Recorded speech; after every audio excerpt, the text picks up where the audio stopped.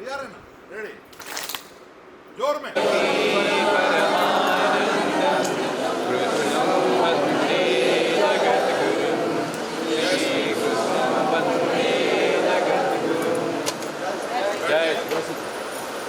अभी थोड़ी सी व्यवस्था जब तक आती है तब तक आपको एंगेज रखना मेरा काम है।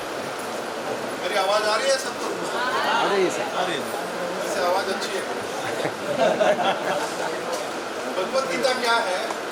तो भगवत गीता प्रेजेंट में रहने की बात है, अवेयरनेस में रहने की बात है। मोटो पछिला सॉरी तमे आस सॉरी साइड उठा साइड भगवत गीता अवेयरनेस की बात है। हम कितने अवेयर है ये चेक कर लेंगे, क्योंकि खीर खा के आए हैं और खीर खाने के बाद में अवेयरनेस कम हो जाता, तामस बढ़ता है, तो जरा तामस को कम करेंगे, ठीक है ना? तो अभी कैसे करेंगे इसको?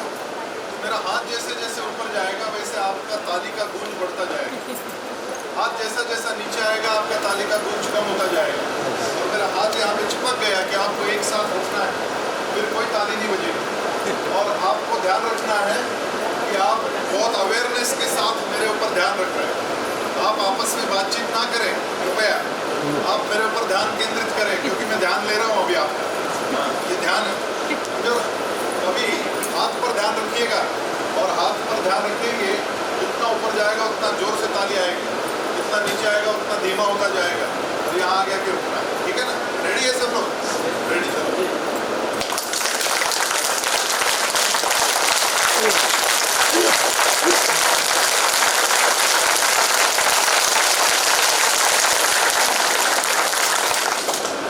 बचता ही रह गया कुछ, जिनका ध्यान नहीं था उनका बचता रहा। आप ध्यान रखेंगे तो बजना बंद होता है अपने आप। ये अवेयरनेस है, इसको बढ़ाना है हमको। ध्यान रखें, चलो चालू करो।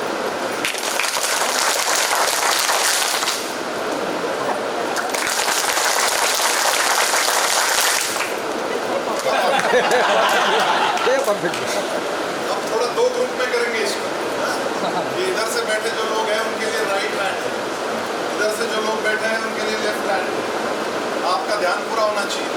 मैं राइट वाला हाथ नीचे करूँ ऐसे, तो आप एक ताली बजाएंगे, सिर्फ एक, ऐसा जोर में। कैसा बजाएंगे दिखाओ। ये हाथ आपको नहीं है, इस हाथ पे आप ताली नहीं बजाएंगे, आप इस हाथ को ताली बजाएंगे, समझे ना? चलो आओ, एक साथ और जोर की बजनी चाहिए, ऐसे मच्छर थोड़ी मार रहे, ऐसा आवाज आनी चाहिए जोर, ठीक है ना? रेडी? आप ध्यान रखें, कौन सा हाथ ऊपर आएगा पता नहीं, ध्यान पूरा होना चाहिए। ध्यान यानी एकाग्रता, एकाग्रता के साथ जो भी काम करेंगे ध्यान है। चलो आओ, रेडी? ध्यान देना, बिल्कुल इधर की ताली ना बजे, इस हाथ में। हाँ, तैयार रहे आप, ठीक है ना?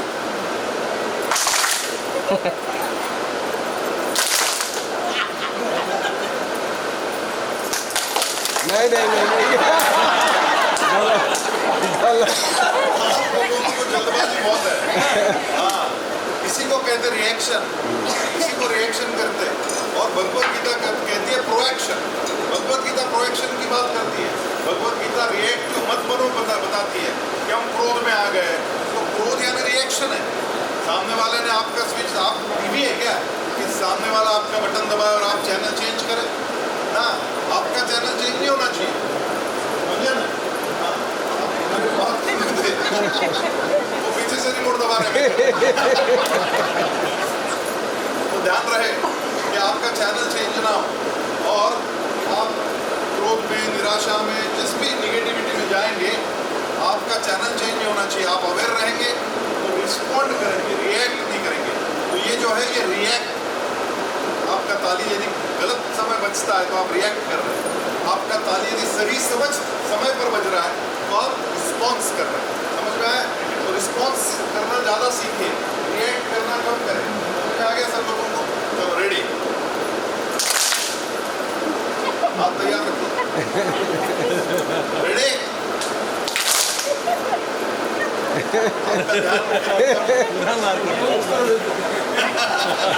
आप इधर बैठना चाहे तो आ जाओ। रेडी? तैयार है? नो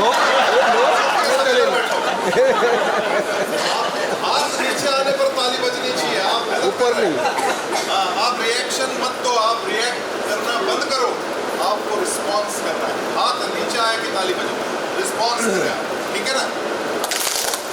अब बजाना ही बंद कर दें। ताली तो बजनी चाहिए, ये रिस्पॉन्स तो देना पड़ेगा। तैयार है ना? रेडी, जोर में, वेरी गुड।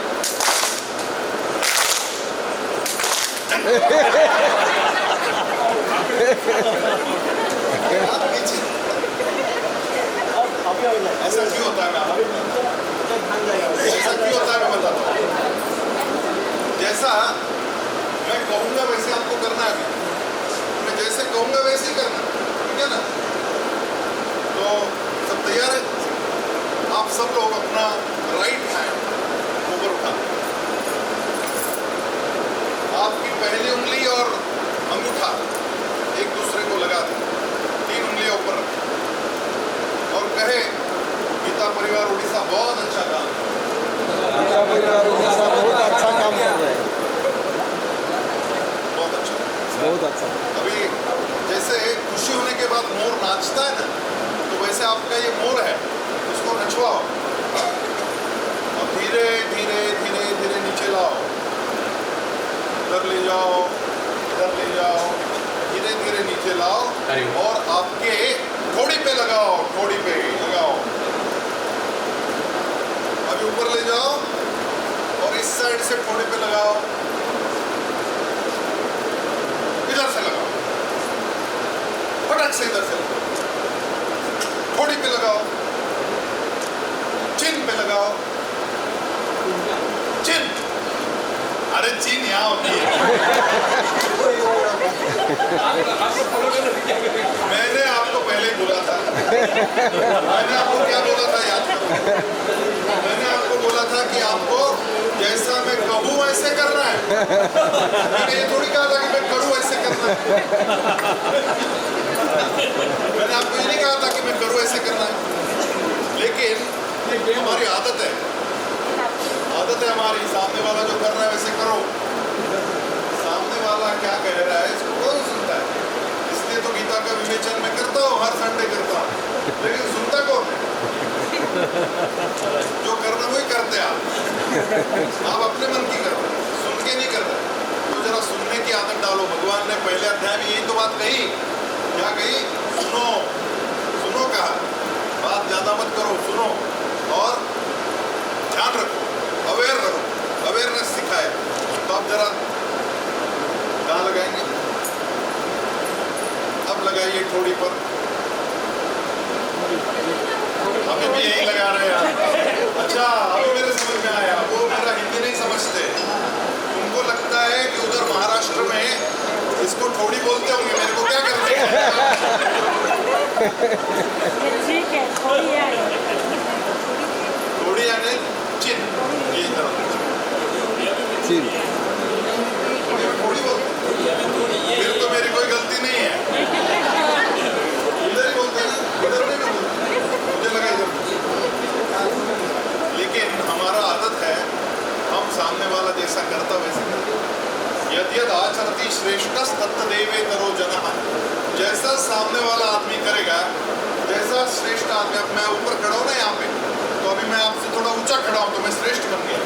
तो यद यद आचरति श्रेष्ठ तत्तदेवेतरो जनः, बाकी लोग वैसा ही करते हैं। सयत् प्रमाणं कुरुते लोकस् तदनुवर्तते। लोग वो जो करता है उसी को प्रमाण मानते।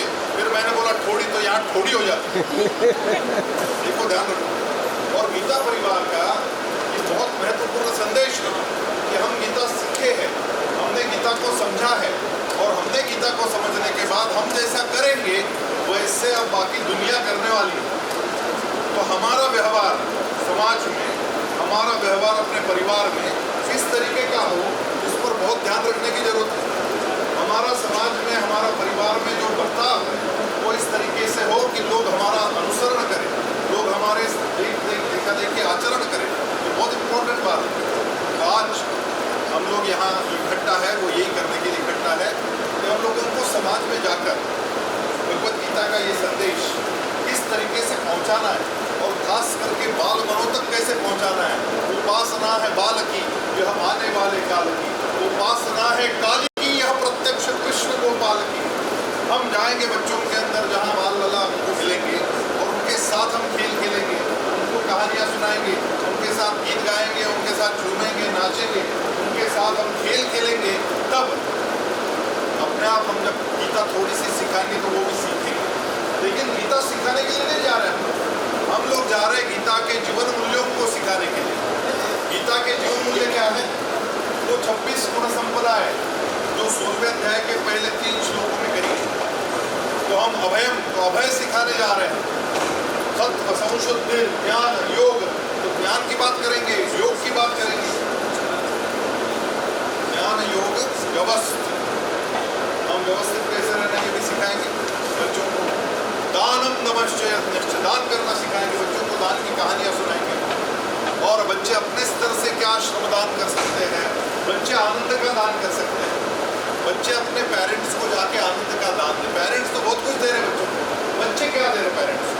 हम बात करेंगे कि हम पेरेंट्स के पास जाकर हम क्या देंगे उनको। तो पेरेंट्स को खुशी कब होगी, आनंद कब आएगा, ऐसा कौन सा काम हम घर पे जाके करेंगे, इसकी चर्चा करेंगे।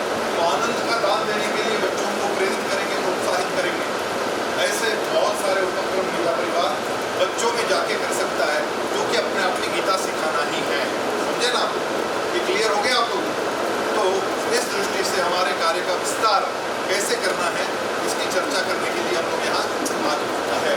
और कुछ योजनाएं बनाई है और हम लोगों ने मिलकर कुछ योजनाएं बनाई है, तो उन पर चर्चा करके किस तरीके से इस उपक्रम को हम बच्चों तक ले जाए। नाटक कीजिए बच्चों के साथ, बहुत मजा आता है बच्चों को नाटक करने। तो महाभारत की, रामायण की कहानियों पर नाटक, 10 बच्चे हैं एक साथ नाटक कर रहे, बहुत आनंद लेते बच्चे, और वो कहानी उनके हृदय में चली जाती है, वो कहानी उनके मन में सदा सदा के लिए बच जाती है। तो ऐसी बहुत सारी चीज़ें हैं जिसके अभ्यास भी बने हैं, जिसके सिलेबस बने हुए हैं। लेकिन जरूरी नहीं कि कोई सिलेबस से चले, आप अपने तरीके से भी चल सकते हैं।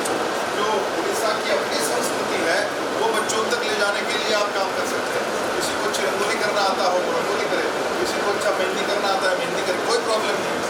लेकिन साथ साथ में हम भगवद गीता की बात जरूर करें। जैसे मैंने अभी 2-3 खेल लिए और 2-3 खेल के साथ में मैंने भगवद गीता को सही से जोड़ा है ना, तो आप भी ऐसा कर सकते हैं। और जो आपको आता है, जो आपको अच्छा लगता है, कोई गाना अच्छा गाता है, कोई श्लोक अच्छे बोल सकता है, कोई नाटक अच्छा करता है, कोई डांस अच्छा करता है, आप जो कर सकते हैं उसी को बच्चों के साथ करना सीख जाए। और बच्चों के अंदर वो सारे जीवन मूल्य कैसे आएंगे, इसके लिए छोटे छोटे समूह में हम लोगों को ये काम करना है। उसी को कहते हैं बाल संस्कार वाटिका। वहाँ पर हम संस्कारों की ऐसी वाटिका खोलते जिससे बच्चों को राह मिलती है, बच्चों को एक पथ मिलता है, रास्ता मिलता है, मार्गदर्शन मिलता है। तो इस प्रकार के उपक्रम बहुत सारे हैं, उसका कोई सीमा नहीं। हम तो बच्चों को पहाड़ियों पर ले जाते हैं, गिरि भ्रमण के लिए ले जाते हैं, जंगल वॉक्स के लिए ले जाते हैं, और वहाँ पर जब पहाड़ियों के ऊपर जाते हैं तो वहाँ पर हमारे इतिहास की बात करते हैं। छत्रपति शिवाजी महाराज हमारे महाराष्ट्र में उनके बहुत सारे गढ़ किले हैं, वहाँ ले जाते हैं, बच्चों को उसके बारे में बताते हैं, वो इतिहास बच्चों के हृदय में डाल देते हैं कि किस तरीके से एक राजा ने हिंदवी स्वराज्य की स्थापना की। ये बातें जब बच्चों को समझ में आती है तो वो बच्चों के हृदय में सदा सदा के लिए बसती है। बच्चों को पराक्रम सिखाएंगे, बच्चों को लाठी काठी, लड़कियों को कराटे सिखाना है, लड़कियों को सबल बनाना है। कोई आए और छेड़खानी करे लड़कियों के साथ, या ये ना हो। हम बच्चों को ये सारी चीज़ें सिखाते हैं, ये हम लोगों को करना होगा, अन्यथा ये समाज किस तरीके से इससे पहले कई बार दमन किया गया, ये आप लोगों को इस इतिहास मालूम है। आज भी बांग्लादेश में किस तरीके से दमन हो रहा है वो आप देख रहे हैं, पढ़ रहे हैं, सुन रहे हैं। हमारे यहाँ इस प्रकार की परिस्थिति आ जाए तो ततो युद्धाय युज्यस्व नैवं पापं वाप्स्यसि। तो हमारे भावों में बल तो बने रहे, सिर्फ भक्ति से थोड़ी बनेगा। भक्ति के साथ में शक्ति का जोड़ना बहुत जरूरी है, और शक्ति और भक्ति जब साथ में जुड़ती है तो सृजन होता है। शक्ति और भक्ति जब साथ में जुड़ती है तो महान मंगल कुछ होता है। तो ये महान मंगल करने के लिए, ये सृजन करने के लिए ये हम लोगों का गीता परिवार काम करता है। और ये कैसे समाज तक पहुँचे, कैसे विद्यालयों तक पहुँचे, इसके बारे में जो बातें हुई है। हम एक छोटी सी चिड़िया थी, वो चिड़िया जब आग लग गई एक घर में तो वो चिड़िया क्या करती थी, नदी में आती थी, एक बूंद पानी अपने चोंच में लेकर वहाँ जाकर डालती थी।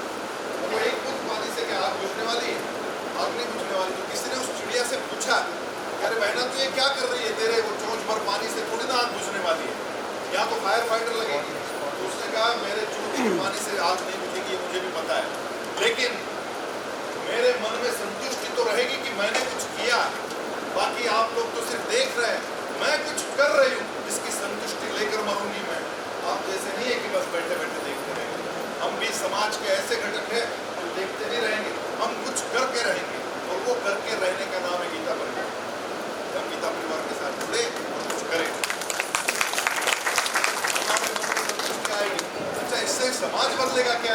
सॉरी, इसका जवाब नहीं ऐसा है, ये नहीं होगा। फिर क्या बदलेगा? जब हम कुछ बातें कहते हैं बच्चों को, वो हम जैसे लोगों के कानों में जाती है, वैसे मेरे भी तो मन में जाती है, तो मेरे में बदलाव आता है। कि मेरे में बदलाव आना ही इम्पोर्टेंट है, बाकी समाज बदलने के लिए नहीं निकल पड़े। और भी बहुत अन्य अच्छे काम समाज में घट रहे हैं। कोई पर्यावरण के लिए काम कर रहा है, कोई शिक्षा के लिए काम कर रहा है, कोई और भी अन्य प्रकार के काम कर रहे हैं। लेकिन ये जो काम है, ये जो काम है, तो ये जो काम है, ये काम हम लोगों को ध्यान रखना है कि हम चोंच भर पानी से आग बुझाने का काम करने के लिए। आग नहीं बुझी तो कोई फर्क नहीं पड़ता, हमारे मन की संतुष्टि ज्यादा महत्वपूर्ण है। और ये जो संतुष्टि है, संतुष्ट सततं योगी यतात्मा दृढ़ निश्चयः मय्यर्पित मनोबुद्धिर। ये तो वही लोग होंगे जो संतुष्टि लाएंगे। संतुष्टि इस काम से आएगी, वो भी दृढ़ निश्चय के साथ आएगी। यतात्मा दृढ़ निश्चय, तो ये दृढ़ निश्चय के साथ में आएगी संतुष्टि। तो यहाँ से जब जाएंगे तो आज ऐसा दृढ़ संकल्प करके जाएं कि हम लोग आज जो कुछ योजना बनाएंगे, उस योजना को अपने अपने गांव में, अपने अपने मोहल्ले में, अपने अपने इलाके में जाकर अपना प्रयास जरूर करेंगे। वो प्रयास सफल हो ना हो अलग बात है, लेकिन हम प्रयास में कमी नहीं रखेंगे, हम प्रयास करते रहेंगे। इस बात के संकल्प के साथ में, ये संकल्प शक्ति के साथ में हम लोग काम करने वाले हैं। एक बार यदि मन में संकल्प आ जाता है तो युद्ध भी पलटे जाते हैं। और ये एक सत्य घटना मैं आपको बता के अपनी वाणी को विराम दूंगा। जापान में एक राजा था जिसका नाम था नेकिनाबो। नेकिनाबो राजा पर दूसरे राष्ट्र का आक्रमण हो गया। जब आक्रमण हो गया और पहले ही दिन युद्ध में जापान का सेनापति मारा गया, राजा घबराया। वो अपने राजमहल के उद्यान में विमनस्क अवस्था में घूम रहा था और उतने में वहां पर एक सन्यासी आया। तो सन्यासी ने पूछा, राजन क्या बात है, तुम विमनस्क क्यों घूम रहे हो?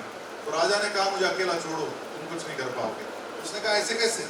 मैं कुछ नहीं कर पाऊंगा, ये किसने कहा? ये आप अपने मन से क्यों तय कर रहे हो? मैं भले ही हाथ में आज तक तलवार नहीं लिया हूं, मैं भले ही आज कभी घोड़े पर बैठने की आदत है, ना ही मैंने युद्ध कला सीखी है, उसके बावजूद यदि मेरा राजा आज तकलीफ में है तो मेरा फर्ज बनता है कि मैं अपने प्राणों की आहुति पहले दूं। आप मुझे बताइए क्या करना चाहिए? उसने कहा, भैया सेनापति नहीं बचा, कोई सेनापति नहीं है जो हमारी सेना का नेतृत्व करे। उसने कहा, ये इतनी सी बात, मैं किस काम का, मैं हो जाऊंगा सेनापति। तो राजा हंसने लगा। राजा बोला, अरे तेरी जटाएं, ये तेरी दाढ़ी, ये मूछे, कैसे क्या तू सेनापति बनेगा? उसने कहा, जटाएं दाढ़ी मुछाए इसका क्या लेके बैठे? बुलाए नाई को और कटवाए मेरी जटाएं। नाई को बुलाया गया, दाढ़ी जटा सब निकाल दिया गया, एकदम गोरा चिट्टा, एकदम हैंडसम ऐसा वो उम्दा सेनापति बाहर निकला दाढ़ी में से। उसने बोला, तेरे कपड़े? बोले, कपड़े भी बदलने को राजी हूँ।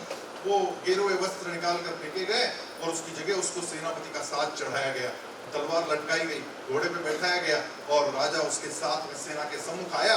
क्योंकि राजा ने सोचा, वैसे भी मरने वाला है, ऐसे भी मरने वाले, अपने मरने से पहले ये मरने को राज्य क्या फर्क पड़ता है, चल। उसने उस सेनापति को घोषित कर दिया कि ये सेना का नया सेनापति है, इसकी आज्ञा में रहो। सेना में कुछ गुजाहट हुई, ये कौन सा सेनापति आ गया, इसको तो हमने कभी देखा ही नहीं, सीधा सेनापति कैसे बन गया? सेनापति ने ललकार लगाई, घोषणाएं दी और सेना को लेकर निकल पड़ा। बीच में एक पैगोडा था, उस पैगोडा के सामने उसने रुकाया, बोला कि हम अंदर जाएंगे, प्रार्थना करेंगे और प्रार्थना के बाद में टॉस करेंगे, छापा काटा करेंगे। 3 में से 2 बार यदि छापा आता है तो हम जीतने वाले हैं, 3 में से 2 बार यदि कांटा आता है तो हम हारेंगे। भगवान को पूछ लेंगे, भगवान की जो मर्जी है उस मर्जी से चलेंगे। सब लोग राजी हो गए, भगवान की प्रार्थना हुई। इसने अपनी जेब से सिक्का बाहर निकाला और उसको उछाला, अपने हाथ पर डालकर सबको सबके सामने से ऐसा हाथ घुमाया। सबकी बड़ी उत्सुकता थी कि छापा आना चाहिए, छापा आने पर हम लोग जीतेंगे। जैसे ही इसने हाथ उठाया, लोगों ने देखा छापा था, लोग नाच पड़े, झूम उठे, घोषणाएं देने लगे। उसने कहा रुक जाओ, अभी तो 2 बार बाकी है, हो सकता है 2 बार ही कांटा निकल जाए, प्रार्थना करो। सबने फिर से प्रार्थना की और इसने सिक्का उछाला, अपने हाथ पर उसको पकड़ा और सबकी बड़ी उत्सुकता थी अब क्या होता है। जैसे ही उसने हाथ हटाया, दूसरी बार फिर से छापा देखकर लोग नाचने लगे, उछलने लगे, कूदने लगे। उसने कहा रुको, तीसरी बार भी यदि छापा आता है तो विजय तो निर्णायक होगी और हमारी विजय निर्णायक करने के लिए प्रार्थना करो। सबने फिर प्रार्थना की और सिक्का उछाला गया। इसने अपने हाथ पे पकड़ा।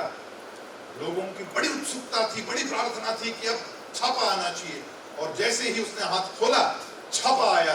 छापा आता देखते ही लोग शंख बजाने लग गए, लोग रणदुंदुभियां बजाने लग गए, लोग अपना झंडा उछालते हुए, घोषणाएं देते हुए, नाचते हुए उस युद्ध भूमि की तरफ चल पड़े।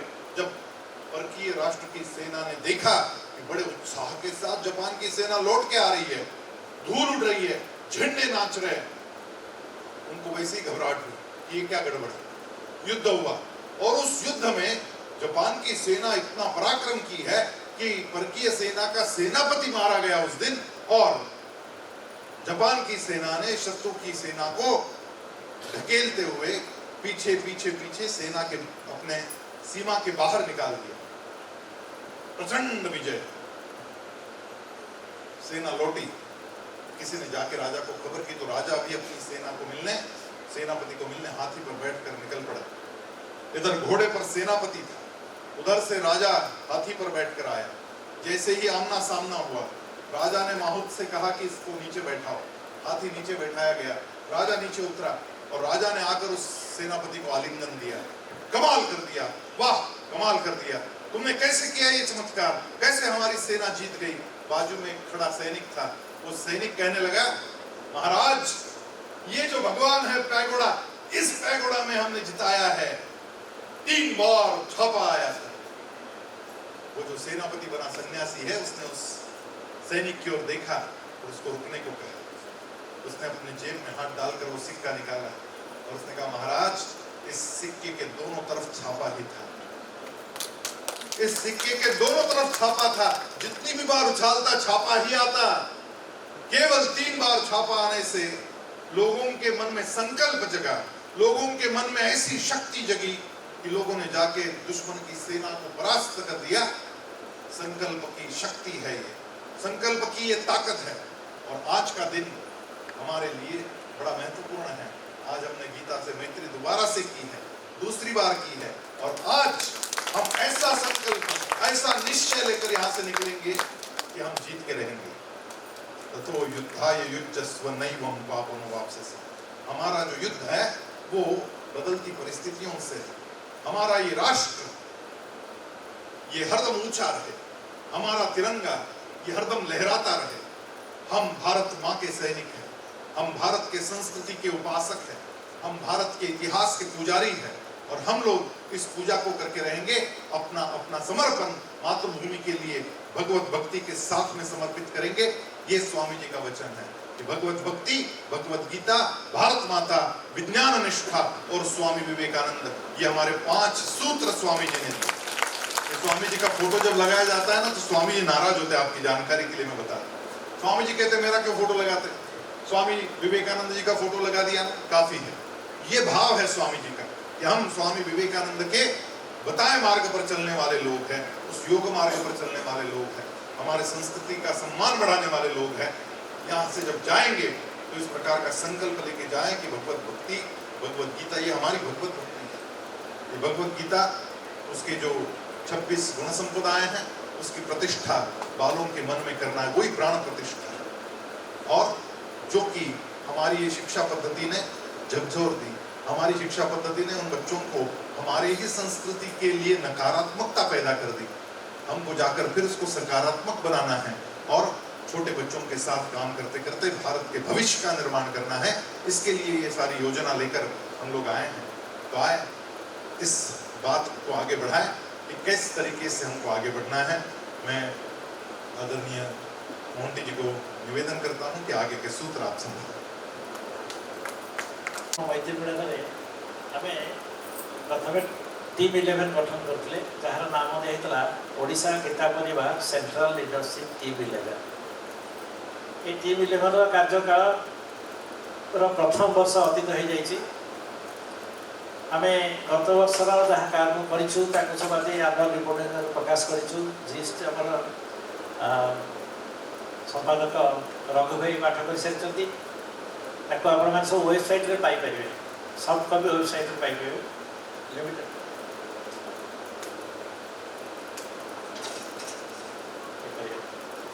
गत वर्षर अभिज्ञता आम देखिलु जे आम टीम 11 जो मीटिंग करूँ मात्र 3-4 जन उपस्थित रुहति।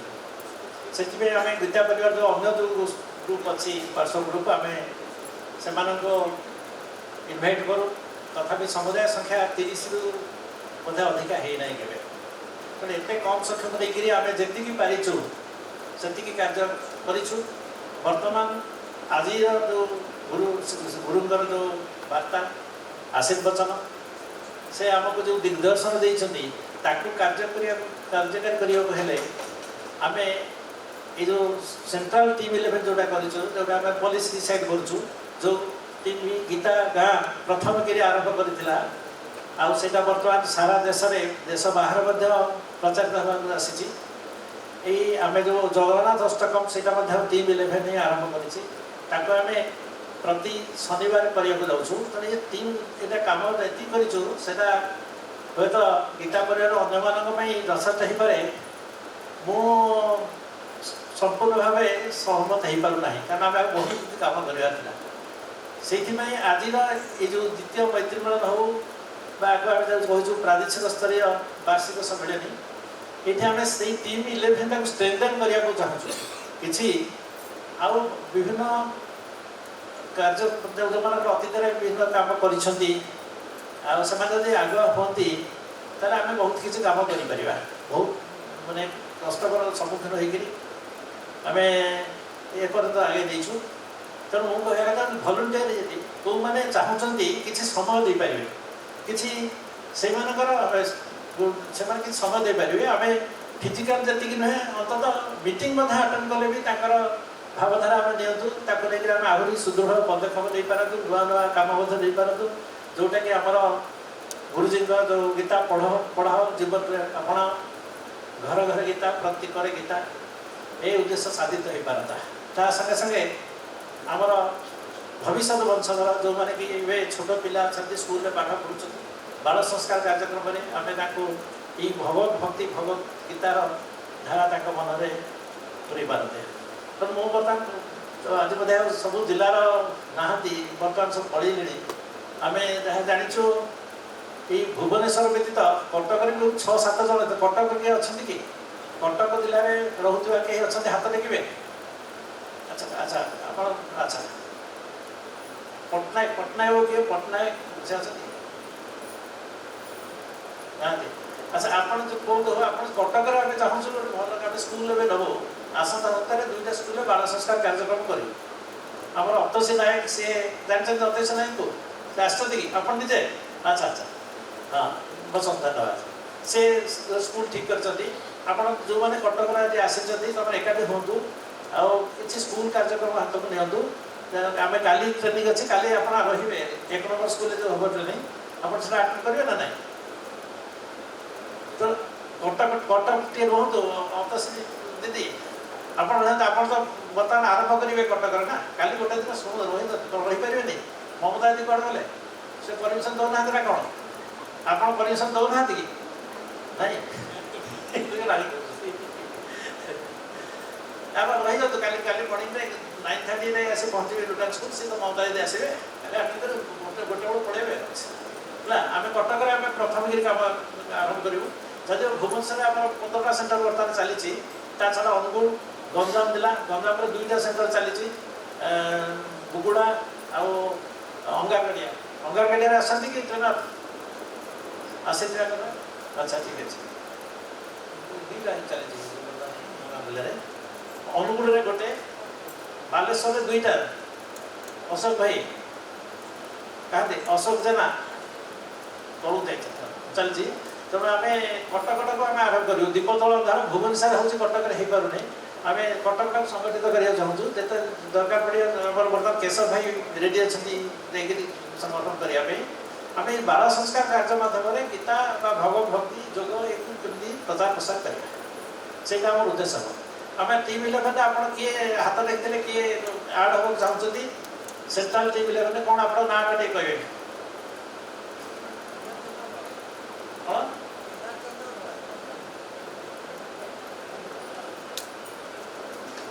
आप दिवा पूर्व डाटा दे कटक जिला जड़े अच्छा आउ के आपण कटक रोच तो नहीं कटक कटक आप कौन कटक ना ब्रह्मपुर कटक श्री पुरी अच्छा अच्छा पुरी ठीक अच्छे कटक पुरी अच्छा आप जो मैंने आक्टिव थे आप कटक जो मैंने आम गीता परिवार अच्छा से संगठित करा 3-4 अच्छा मो पारे मैंने ना अच्छी से लास्ट टाइम आम गीता जयंती पालन करते आम फटो लगा मिशन आप सहित सहयोग करूँ आ कटक आम कि स्कूल डेभलप करवा ताछड़ा आप छोटिया छोटा फंक्शन आप गीता परिवार जो सब अच्छी गीता जयंती है हनुमान जयंती ये सब जहाँ छोटिया छोटा फंक्शन जो मंदिर में करते ताहले फलप्रद हो पारते एकाठी जाए से जो मैंने रुहति से गीता परिवार को आसी पारते है तेणु से आप रे आप डाटा देके थे अशोक भाई आपंकर बालेश्वर केतना सेंटर चलती 2टा ना 3टा है एवं 2टा सेंटर बालेश्वर टाउन और हेल्दीपदा अच्छा से बालेश्वर आप गोटे टीम 11 कर 5-7 जन जी से आरंभ करें आशा स्प्रेड कर क्या आमर ये टीम 11 कले आर जरिए आम गीता ग्राम स्प्रेड करवा बर्तमान गीता ग्राम खाली अर्बान को मैंने कन्फाइन कर विशेष तो भुवनेश्वर होती गोटे आहरी 2टा गीता गाँ बर्तमान आम प्रपोजल अच्छी गीता गाँ आसते कौन त्रिपाठी अच्छा तो भुवनेश्वर कर सहज कारण ये बेसी मैंने आम साधक मान अच्छा कटक पुरी पुरी आप जड़े आसे आप एका आगे आस पुरी आप कौन आप ना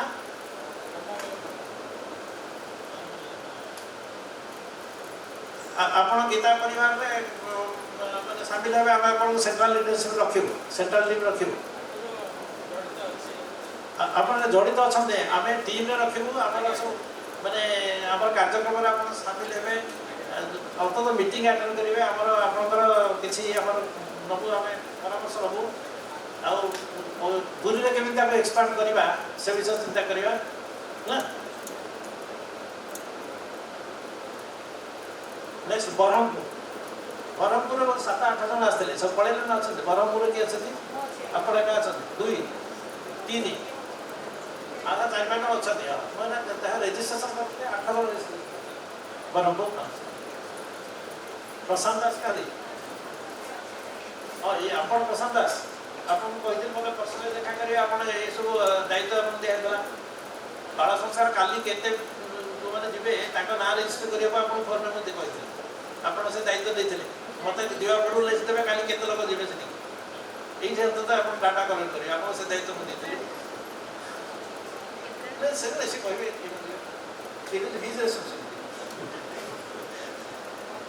अच्छा आप से टीम 11 आम इनक्लूड करने चाहूँ अंततः जड़े बा 2 जन आम ने आम से एरिया सहित लिंक रोचे आम लिंक रही पारे किसी आम खोजी खोजी आपको पाइछु प्रथम दिन आप जड़े थे 2 है आज जब भद्रक मेला दीदी जड़े सी भी इंटरेस्ट से आसती कि किए से हाँ आप अच्छा अच्छा ठीक है आज जन आसी पारे I am touch over telephone मो फिजिकल जानी देखनी भल नेक्स्ट ब्रह्मपुर आम टेकअप करूँ सेप्टेम्बर टेकअप है आप गोटे चली बर्तमान ब्रह्मपुर 2टा चल 3 classes 3 school student Brahmapur okay very encouraging Ganjam same Ganjam is district तर गंजाम डिस्ट्रिक्ट टोटाल 5 सेंटर है इंक्लूडिंग बुकुड़ा 5टा सेंटर है नाइस किंतु काली आप रे आज राति रही काली सकाଳେ अटेंड कर जेबे जते ब्रह्मपुर आसन सब रही जेबे काली union high school government high school union तार आम लोकेशन बाबा दे दू सेंड कर दू आप डाटा देखिए आपको आम इनक्लूड करूँ at least to they must volunteer आम क्या बाध्य कर रखुनि निजे कह हाँ मुझे रही चाहूँगी तेना आग कथा आम सहित कम थे नोमिनेट कर देते ये रही आप जानते दी जन मिनिमम दरकार कर कटक बढ़ेबू पंकजी रे टीम 11 आम पट्टनायक आपण मैंने रहा से डाटा देकी दिया काली बाल संस्कार जो वर्कसप हो 1 नंबर स्कूल आस देन आमर एपटे बालेश्वर भद्रक मात्र जड़े रेजिस्ट्रेशन कर भद्रक भी आसती भद्रक नहीं आसीना बालेश्वर टीम मात्र भद्रक बालेश्वर अडिवाइड बालेश्वर डिस्ट्रिक्ट देखूँ सब भाई आप बालेश्वर भद्रक कंटाक्ट करें है भद्रक दूर हो टेलीफोन कंटाक्ट करेंगे ऑनलाइन तो होती केन्दुझर आज सका 2टा टेलीफोन आसला केन्दुझर के आसते कि कही आफ्टरनून सेशन स्टार्ट करेंगे केन्दुझर आप केन्दुझर रोच केन्दुझर आप केन्दुझर टाउन में गीता मानते साधारण बेसी नहांती कि नहांती आप से जो आरटी ऑफिस पाखे रोचती अच्छा आप मत कंटाक्ट करते ठीक अच्छे ठीक अच्छे मुझे नाम इनक्लूड करूँ डाटा दे ऑर्गेनाइज केन्दुझर मोर पुराना जिला केन्दुझर जाजपुर मोर आज्ञा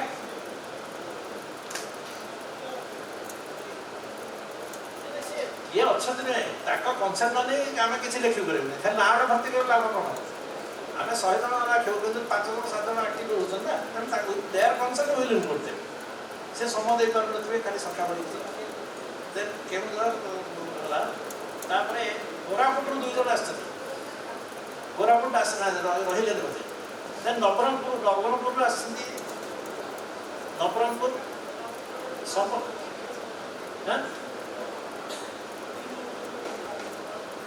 कोरापुट नहीं ये सोनाली दीदी से उदयपुर अच्छा संबलपुर किए अच्छा संबलपुर आप अच्छा कौन आप जड़े अच्छा जगह आप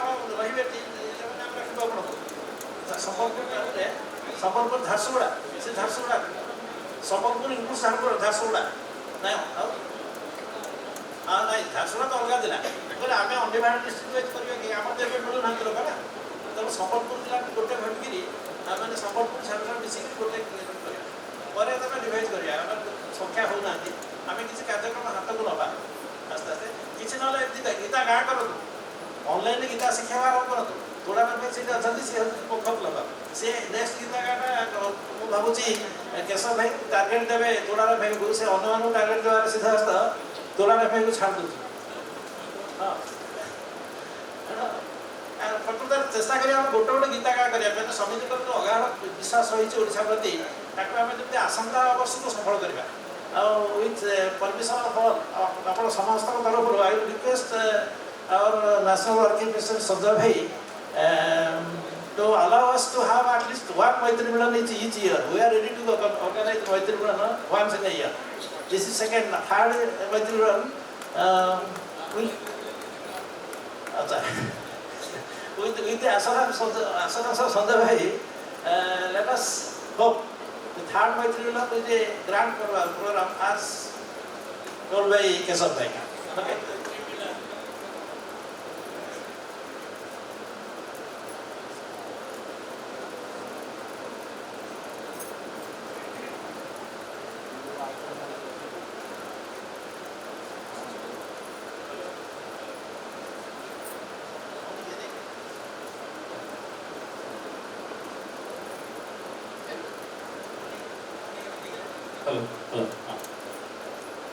थर्ड मैत्री मिलन ऑलमोस्ट डिसाइडेड भैया का ऊपर 10% का काम बाकी है 90% डिसाइडेड थर्ड मैत्री मिलन 2025 at Puri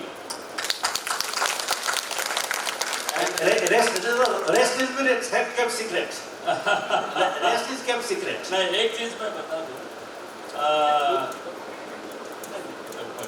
हम कोशिश कर रहे हैं, पूरा फुल कोशिश कर रहे हैं इन भैया का सपोर्ट से स्वामी जी को लाने के।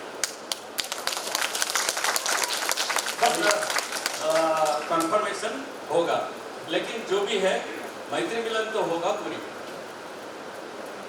ठीक है जी, अब हम नेक्स्ट सब प्रिपेयर करेंगे। और आप ही तो आप करता है सर भैया, आप करता ही है।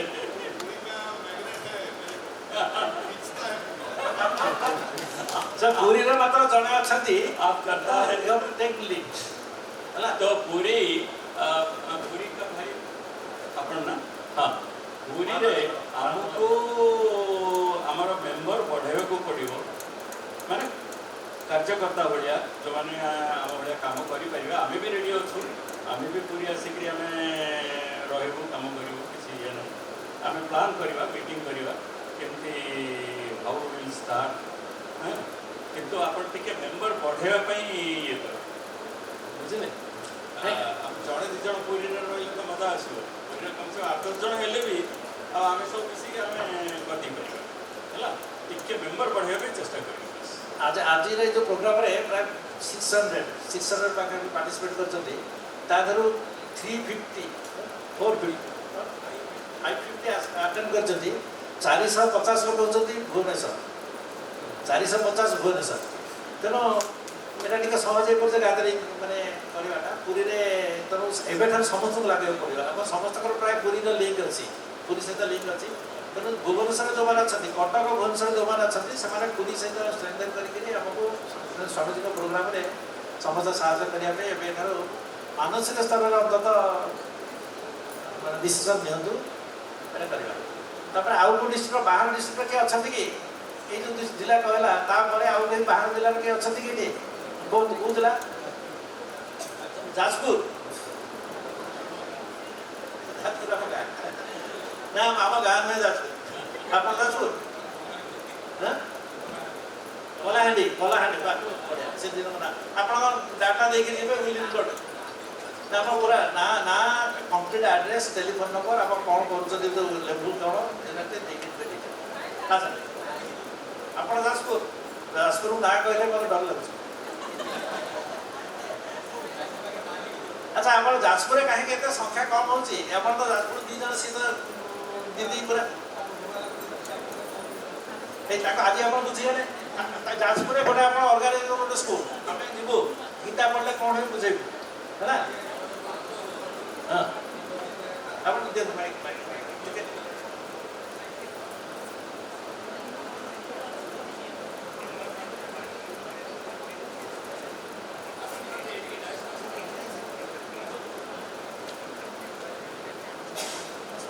जाजपुर से ऑर्गेनाइज करते कि स्टेप्स नहीं आइडियोलॉजी को आम अन्य ग्रहण कले बोधे भल हो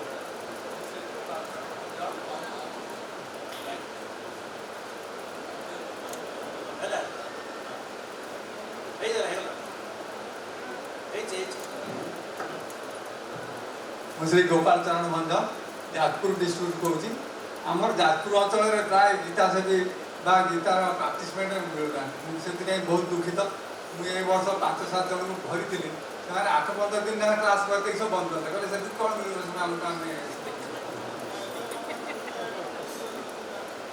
तो मुझे चाहूँगी मत भी जब किए हेल्प करके आम गोटे ग्रुप करके भाई घर घर बुलते किसी करता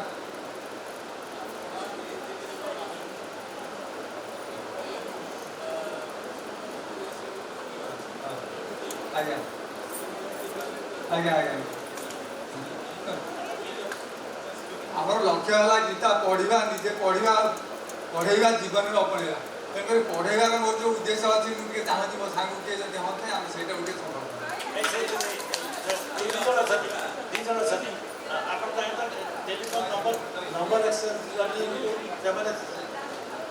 ठीक है कलाहांडी कलाहांडी सुजनपुर हाँ ये टेलीफोन नंबर एक्सेस कर दो आप चल जाते एक्सेस करके नहीं जाते कलाहांडी किए आसते कलाहांडी क्या कहते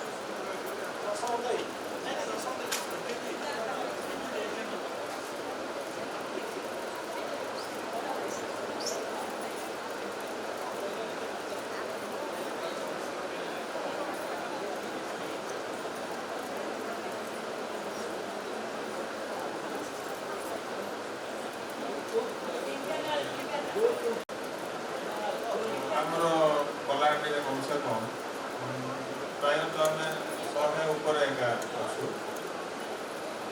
120 खंड प्राय 120 जोटा अच्छा ଆପଣ ସବୁବେଳେ ଏକାଠି ଜାଣିଛନ୍ତି ଆପଣ ଗୋଟେ ଗ୍ରୁପ ହ୍ୱାଟ୍ସଆପ୍ ଗ୍ରୁପ ଗୋଟେ ତିଆରି କରନ୍ତୁ ଏବେ ଆପଣ ଗୋଟେ ହ୍ୱାଟ୍ସଆପ୍ ଗ୍ରୁପ ତିଆରି କରିକି ମତେ ଆଉ 10 ଜଣ ଯାକେ ମିଶେଇ ଦିଅନ୍ତୁ भाई मिसेइछु आ जो ग्रुप टे मिसेइछु एबे का स्टार्ट कलो प्राय 70 80 खंड ग्रुप କଳାହାଣ୍ଡି ସେ ମାନେ ଆମେ କରିବା ସେ ତାକୁ ମାଇକ୍ ଦେ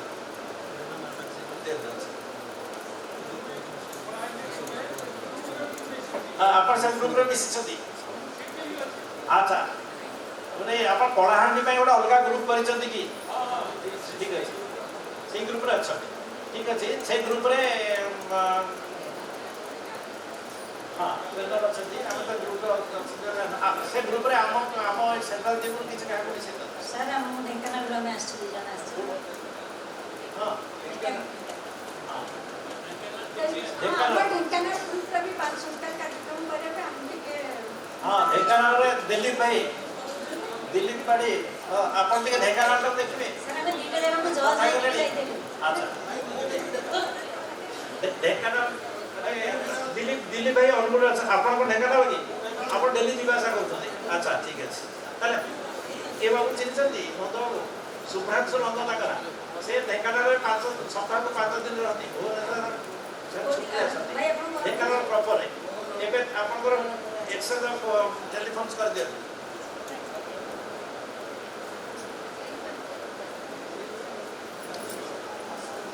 अच्छा ठीक है से जो डिस्ट्रिक्ट मत डाटा देकर जी ढेंकानाल टीम रही सुभ्रांशु आप ढेंकानाल को कोऑर्डिनेट करूँ अन्य मिले ढेंकानाल नंबर नंबर आप नंबर आप से 3 जन गोटे ग्रुप करते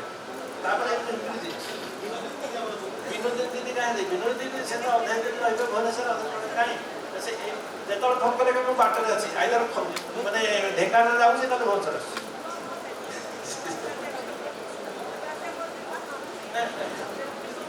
सर हाँ सेठी ढेंकानाल रे प्रज्ञान मिशन तरफ नहीं प्रोग्राम विषय में आप शिखुं गीता अर्थ शिखुं आप गीता चांटिंग शिखुं सिखुन सेठी बहुत प्रोग्राम होछ सेठी जति लॉ गीता तरफ के स्कूल में नहीं नहीं लॉर्ड गीता पर प्रति शनिवार रविवार प्रोग्राम होची विवेचन तार टर्म होची विवेचन आपण लॉर्ड गीता पर विवेचन गीतार अर्थ बुझाबे आपण सही सप्ताह जो पढ़ाई देती आपण को चांटिंग सिखा देते तार अर्थटा शनिवार हिंदी रे रविवार इंग्लिश रे होती स्कूल वाला सेटा स्कूल हमें हमें गीता माने ओडिसा ब्रांच तरफ करिया एटा ऑफलाइन सेटा हमें करियो जे आपण स्कूल करियो काली आसंदु काली एक नंबर स्कूल केमिति करियो कोन करे हमें डिस्कशन करिया अनुमान करछु जे सेमे ताकर अभिनेता कहिबे हमर एठी प्राय 20-25 टा कोन सेंटर चल रहा सेमे लास्ट ईयर केमिति करिसथि पुनी ए वर्ष ता गुटे बढ़ौछथि केमिति आ अन्य प्रकार करिवा काटा हम के ट्रेनिंग देई ना हमें निजे निजे ट्रेनिंग दउ गीता परिवार जो सृष्टि हमें जो एक्टिव करू सेटा हमें निजे गोटे हार्डबुक तैयारी करूँ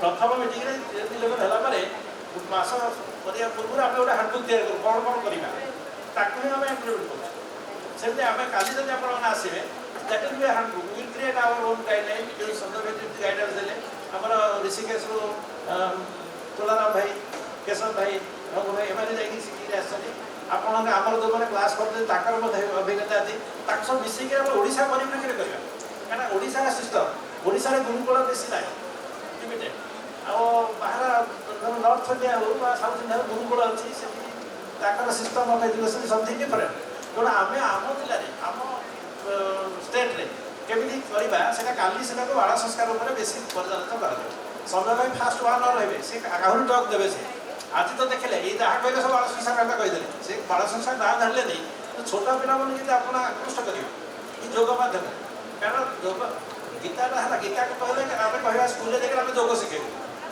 योग शिक्षा कह आम योग शास्त्र शिखेबू योग शास्त्र है गीता तापर गीता को चलिए भवन भक्ति प्रार्थना एगुड़ा सब बोले तेणु स्कूल में अप्रोच करके आस्ते आस्ते लिमिटेड क्लास आम वर्षक आम हिसाब करूँ बाउल सप्ताह आम सटरडे गोटे लेखा क्लास करूँ तेणु तादर 25टा मैक्सिमम 30टा क्लास पाइबा 30टा क्लास जी राति भितर आम 40टा पिला 60टा पिला ज्ञान देगा तेणु आम सब जिले में किसी आरंभ कर आशा स्पेड ଆପଣ ଗୋଟେ ସ୍କୁଲ ଗଲେ ତାଙ୍କ ପିଲାମାନେ ଯେମିତି ଅନ୍ୟ ପିଲାଙ୍କ ସହିତ ପାଠ ପଢ଼ୁଥିବେ ସିଏ କହିବେ ଆମ ସ୍କୁଲ ଏମିତି ପଢ଼ା ହେଉଛି ତାଙ୍କ ଗାର୍ଡ଼ିଆନ ମାନଙ୍କର ସିଟି ହେଉଛି ଆମର କାହିଁ କହୁନାହାନ୍ତି ମୁଁ କହୁଛି ଗଞ୍ଜାମର ଜଣେ ପ୍ରଶ୍ନ କହୁଛି ଜଣେ କହିଲେ ଆପଣ ଏ ସ୍ମୃତିମାଳାଟା କେଉଁଠି ମିଳିବ ମୋତେ ଟେଲିଫୋନ୍ କଲେ ମୁଁ କହିଲି ଆପଣ କିଏ କରେ ମୁଁ ଗଞ୍ଜାମରୁ କହୁଛି ଗଞ୍ଜାମର ସେ ବୁଗୁଡ଼ା ଗୋଟେ ସ୍କୁଲ ସେ ସେଣ୍ଟର ଆମର ଯେଉଁଠି ବାଳ ସଂସ୍ଥା ଅଛି ସେଇଟା ସେ ମୁଁ କହିଲି ଆପଣ ମୋ ଟେଲିଫୋନ୍ଟା କେମିତି ପାଇଲେ ଆପଣ କାହିଁ ମୋତେ ପଚାରୁଛନ୍ତି ମୋତେ କହିଲେ ସେ ସ୍ମୃତିମାଳା ବହିଟା ଗୋଟେ ଆସିଥିଲା ତା ଦେହରେ ଦେଖିଲେ ଆପଣଙ୍କ ଟେଲିଫୋନ୍ଟା ଲେଖା ହେଇଛି ତେଣୁ ମୁଁ ଆପଣଙ୍କୁ ପଚାରିଲି ବହିଟା କେଉଁଠୁ ଆସିଲା ନା ମୋ ପୁଅ ଆଣିଛି ତାଙ୍କ ଟିଚର ଆଣି ତାକୁ ଦେଇଛନ୍ତି ସାର୍ ଆଉ ଗୋଟେ ସ୍କୁଲରୁ ସେ ଆଣିଛି ତାପରେ ମୁଁ ଯାହା ଜାଣିଲି ଆମର ଯେଉଁଠି ଗୀତାର ଯେଉଁ ଇଏ ହେଉଛି ଯେଉଁ ବାଳ ସଂସ୍ଥାର କ୍ଲାସ୍ ହେଉଛି ସେଇଠି ସେ ପିଲାଟା ଆଣିଛି ଆଣିକିରି ସେ ବାପା ତାର ବାପାଙ୍କୁ କହିଛି ଆକୁ ଜେରକ୍ସ କରିଦିଅ କୋଶ୍ଚିନ୍ ଆରେଞ୍ଜ କରି ଏଇ ସିଚୁଏସନ୍ ଯେତେବେଳେ ଜେରକ୍ସ କରିବାକୁ କହିଛନ୍ତି ସେମାନେ ଏଇଟା 40-50 80 ଟଙ୍କା ପଡ଼ିବ ଏଇ ବହିଟା ଏତିକି ହେଇଛି କମ୍ କିଣି ବହି ତ ଛପା ହେଇଛି ନିଶ୍ଚୟ ମିଳିବ ତାପରେ ମୋ ନମ୍ବରଟା ଦେଖି ମୋତେ ପଚାରିଲେ ମୁଁ ତାଙ୍କୁ କହିଛି ଯେ ଆପଣ ଟିକେ ଏଇଠି ଭୁବନେଶ୍ୱର ଅଛନ୍ତି ମୁଁ ଫ୍ରି ଅଫ୍ କଷ୍ଟ ଦେବି ତେଣୁ ସେ କହୁଛନ୍ତି ଖାଲି ତାଙ୍କର କମ୍ପ୍ଲିଟ୍ ହେଉଛି ଯେ ପିଲା ପଢ଼ିବା କଥା ନୁହେଁ ଏଇଟା ସମସ୍ତଙ୍କ ଘରେ ରହିବା କଥା ଆମର ଯେଉଁ ସ୍ମୃତିମାଳା ଆମେ ଯେଉଁଟା ଛପେଇଛେ ସେ କହୁଛନ୍ତି ଗାର୍ଡ଼ିଆନ ମାନେ ବି ପଢ଼ିବା କଥା ଘରେ ସମସ୍ତଙ୍କୁ ପଢ଼ିବା କଥା ଏଇଟା ଏତେ ସୁନ୍ଦର ହେଇଛି ଏଇଟା କିଛି କମ୍ପାଲେସନ୍ କେହି ଆମେ ଲେଖିବୁ ଏଠୁ ସେଠୁ ଆଣିକିରି ଆପଣ ଯେଉଁମାନେ ଶୁକ୍ରବାର ପଢ଼ିଛନ୍ତି ଦେଖିଛନ୍ତି ନିଶ୍ଚିତ ଭାବେ ଅନୁଭବ କରିବେ ପ୍ରତ୍ୟେକ ଘରେ ଆମେ ହିନ୍ଦୁ ଘରେ ସେଇଟା ରହିବା ନିହାତି ଦରକାର ତେଣୁ ଆମେ ତାକୁ ସ୍ପ୍ରେଡ୍ କରିବା ସେଇଟା ଅଛନ୍ତି ଆମ ଗ୍ରାମାଞ୍ଚଳରେ ହଉ ସହରାଞ୍ଚଳରେ ହଉ ବହୁତ ମାନେ ଏମିତି ଆକୃଷ୍ଟ ହେଲା ଭଳିଆ ଲୋକ ଅଛନ୍ତି ଆମେ ତାଙ୍କ ପାଖରେ ପହଞ୍ଚି ପାରୁନାହିଁ ସେମାନେ ଆମ ଠିକଣା ଜାଣିପାରୁନାହାନ୍ତି ଆମେ ଚାଲନ୍ତୁ ଯିବା ସବୁ ସ୍କୁଲକୁ ସ୍କୁଲ ମଧ୍ୟରେ ଆମେ ଏଗୁଡ଼ା କରିପାରିବା ତେଣୁ ସମସ୍ତଙ୍କୁ ମାନେ ଆମେ ଏଇ ମିଟିଂରେ ଆମେ ଟିମ୍ 11 ନାଁ କହୁଛୁ ବା ହ୍ୱାଟ୍ସଆପ୍ ଗ୍ରୁପ୍ କରୁଛୁ ଆର ଭିତରେ ଆମେ ସ୍ପ୍ରେଡ୍ କରିବାକୁ ପଡ଼ିବ ଆମର ସମୟ ନାହିଁ ବହୁତ କମ୍ ସମୟ ଭିତରେ ଆମେ ଆମର ଆଗାମୀ ଭବିଷ୍ୟତର ଯେଉଁମାନେ ବଂଶଧର ସେଇମାନଙ୍କୁ ଆମ ମଧ୍ୟରେ ଆମେ ଭକ୍ତି ଭଗବତ ଚିନ୍ତା କେମିତି ଉଦ୍ରେକ କରିବା ସେଥିପାଇଁ ଆମେ ଚେଷ୍ଟା କରିବା ଆଚ୍ଛା ଆଉ ଅନ୍ୟ କେଉଁ ଡିଷ୍ଟ୍ରିକ୍ଟ ଅଛନ୍ତି କି ମୁଁ ଯେଉଁ ଡିଷ୍ଟ୍ରିକ୍ଟ କହିଲି ଟିକେ ରଘୁଭାଇ ତାଙ୍କ ନାଁ ଟେଲିଫୋନ୍ ମୋତେ ଆଚ୍ଛା ଆଚ୍ଛା ହଉ କେଉଁଠି ଅଛନ୍ତି ମୁଁ ଟିକେ ଚାଲିଛି ମିଟିଂ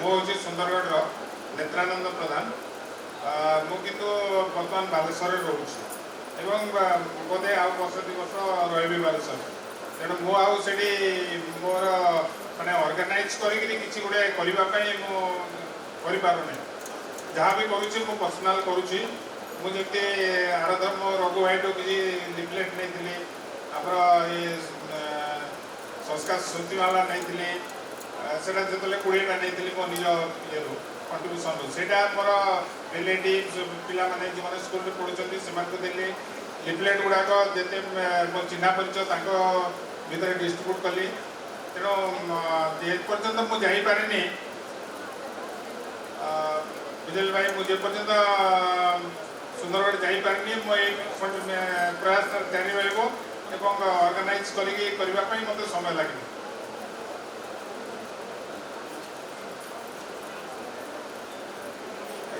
से राउरकेला तो दे ठीक है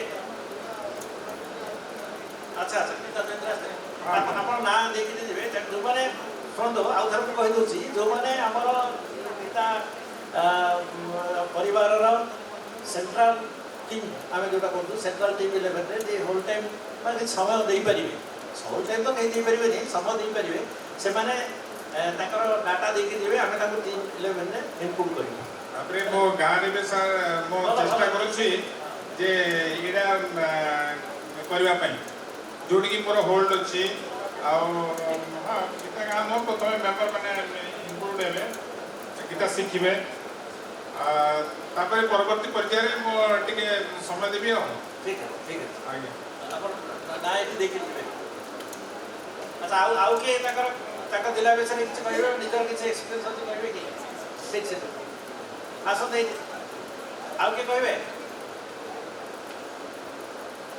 କେହି ନାହାନ୍ତି ଆଉ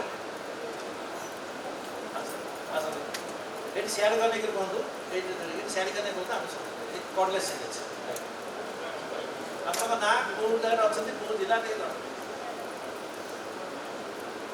ଅଧିକ ଯାଅ ଅନ୍ ଅଛି ଆପଣଙ୍କ ନାଁ କେଉଁ ଜିଲ୍ଲାରେ ମୋ ନାଁ ବିକାଶ କୁମାର ପାଢ଼ୀ ମୁଁ ବରଗଡ଼ ଡିଷ୍ଟ୍ରିକ୍ଟ ବରପାଲିରେ ମୁଁ ରହୁଛି ମୁଁ ପ୍ରଚାରକରେ ସେଠି କାମ କରୁଛି 3 ବର୍ଷ ହେଲା ପ୍ରଚାର କାମ ଚାଲିଛି ମୋର ଆଉ ମୁଁ ବର୍ତ୍ତମାନ ସେଠି ଲୋକମାନେ ସବୁ ଶିଖେଇ ଦେଉଛି ପୁରା ମୋବାଇଲରେ ସବୁରେ କରିଦେଉଛି କିନ୍ତୁ ସେଠି ଟିକେ ସାମଗ୍ରିକ ତାମାନେ ଆୱାରନେସ୍ ନାହିଁ ଏଥିପାଇଁ ମୋ ଅଛନ୍ତି ବହୁତ ଲୋକ କରୁଛନ୍ତି ଅନଲାଇନରେ ଟିକେ ଆମର 2-3ଟା ମେମ୍ବର ଯାଇକି ସେଠି କିଛି ଟିକେ କରିଲେ ସୁବିଧା ହେବ ଆଉ ମୁଁ ସେଠି ଚାଲିଛି ଚେଷ୍ଟା ଯଦି ବ୍ଲେକ୍ ବାଣ୍ଟୁଛି ଲୋକମାନେ ଘରମାନଙ୍କୁ ଯାଇକି ପହଞ୍ଚିବି କିନ୍ତୁ ବାଳ ସଂସ୍କାର କାମରେ ବର୍ତ୍ତମାନ ମୁଁ କରିପାରିନି ସାର୍ କିଏ ଜଣେ ଯାଇକି ଆମକୁ ଦିଗଦର୍ଶନ ଦେଲେ ସେଠି ଆମେ କରିପାରିବୁ ଆଚ୍ଛା ଏଇ ଶୁଣନ୍ତୁ କେଶବ ଭାଇ ଏ ଭିତରେ ଯିବାର ଅଛି ସମ୍ବଲପୁର ତାଙ୍କ ଟେଲିଫୋନ୍ ନମ୍ବର ଦେଇଯିବେ ଆପଣ କଣ୍ଟାକ୍ଟ କରି ସେ କେବେ ଯାଉଛନ୍ତି ସେଠି ଗୋଟେ ମାନେ ଗାଦରିଂଟେ କରିବା ପାଇଁ ଚେଷ୍ଟା କରନ୍ତୁ ସ୍କୁଲ ହେଉଥିବ କ'ଣ ସେମାନେ ବରଗଡ଼ ତାଙ୍କର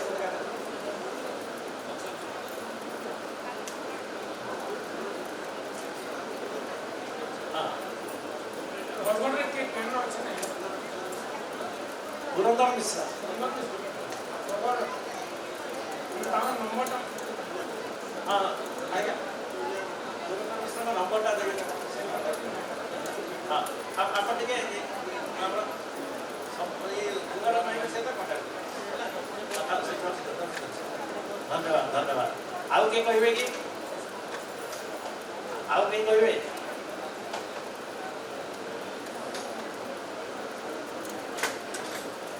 ଆଚ୍ଛା ଏଇଟା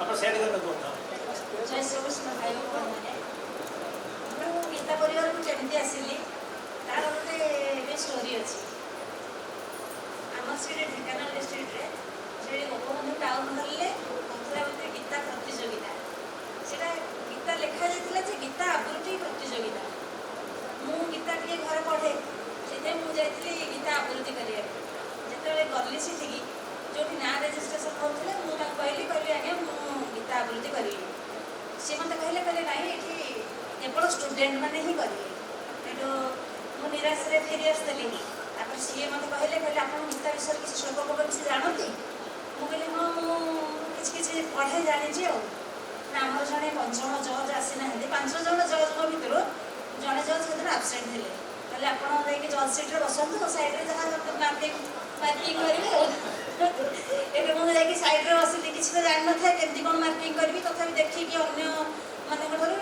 ମାର୍କିଂ ଟିକେ କରିଲି କରିକି ସବୁ ଆସିଲି ବହୁତ ଖୁସି ଲାଗିଲା ମାନେ ପଢ଼ିବାକୁ ଯାଇଥିଲି କିନ୍ତୁ ଜଜ୍ ମୋତେ କରିଦେଲେ ସେଇଟା ଭଗବାନଙ୍କର ଗୋଟେ ଆଶୀର୍ବାଦ ବୋଲି ମୁଁ ଭାବିଲି ତାପରେ ପୁଣି କିଛି ଦିନ ଯାଇଛି ସେକେଣ୍ଡ ଟାଇମ୍ ଯେତେବେଳେ ଆମର ହେଲା ଆଉ ଥରେ ହେଲା ଡିଷ୍ଟ୍ରିକ୍ଟ ଲେଭେଲ୍ ଏଇଟା ବ୍ଲକ୍ ଲେଭେଲ୍ କଥା ତାପରେ ତ ଡିଷ୍ଟ୍ରିକ୍ଟ ଲେଭେଲ୍ ହେଲା ମୋ ସାଙ୍ଗରେ ମୋର ଜଣେ ସାଙ୍ଗ ସେ ଯାଇଥିଲେ ସିଏ ମୋର ସେଇଠି ଆମେ ଫୋନ୍ ଏକ୍ସଚେଞ୍ଜ କରିଥିଲୁ ସିଏ ମୋ ଫୋନ୍ ନେଇଥିଲେ ମୁଁ ତାଙ୍କ ଫୋନ୍ ନେଇଥିଲି ସିଏ ଆକ୍ଚୁଆଲି ସବୁବେଳେ ଜଜ୍ ହେବାକୁ ଯାଆନ୍ତି ସେଠିକି ସେ ଲିନା ପଟ୍ଟନାୟକ ବର୍ତ୍ତମାନ ବି ଆସିଛନ୍ତି ସିଏ ମୋତେ କଲ୍ କଲେ କହିଲେ ରୂପଶ୍ରୀ ମୋ ନାଁ ରୂପଶ୍ରୀ ମିଶ୍ର ସେ ରୂପଶ୍ରୀ ଆସ ଆଜି ଏଠିକି ଯିବା ଏଠିକି ଭାଇ କହିଛନ୍ତି ତୁମେ ବି ସେଠି ଆସିକି ପ୍ରେଜେଣ୍ଟ ରହିବ ଏଠୁ ମୁଁ ସେଠିକି ଗଲା ପରେ ସେଠି ବି ଜଜ୍ ହେଲି ତାପରେ ସିଏ ମୋତେ ଲର୍ନ ଗୀତା କହିଲେ ତୁମେ ଲର୍ନ ଗୀତା ଜଏନ୍ କରୁନ କ'ଣ ପାଇଁ ଏଠୁ 2 ଥର ମୋତେ ଲିଙ୍କ୍ ପଠାଇଲା ପରେ ପ୍ରଥମେ ଥର ପଠାଇଥିଲେ ତାପରେ ସେକେଣ୍ଡ ଟାଇମ୍ ପଠାଇଲା ପରେ ମୁଁ ଗୋଟେ ଜଏନ୍ କଲି ଜଏନ୍ କଲା ପରେ ତ ଧୀରେ ଧୀରେ ସେ ପଢ଼ୁଛି ସବୁ କରୁଛି ବର୍ତ୍ତମାନ ଆମର ମ୍ୟାଡ଼ାମ୍ ବି ସ୍ମୃତିରେଖା ମ୍ୟାଡ଼ାମ୍ ଏଇଠି ଅଛନ୍ତି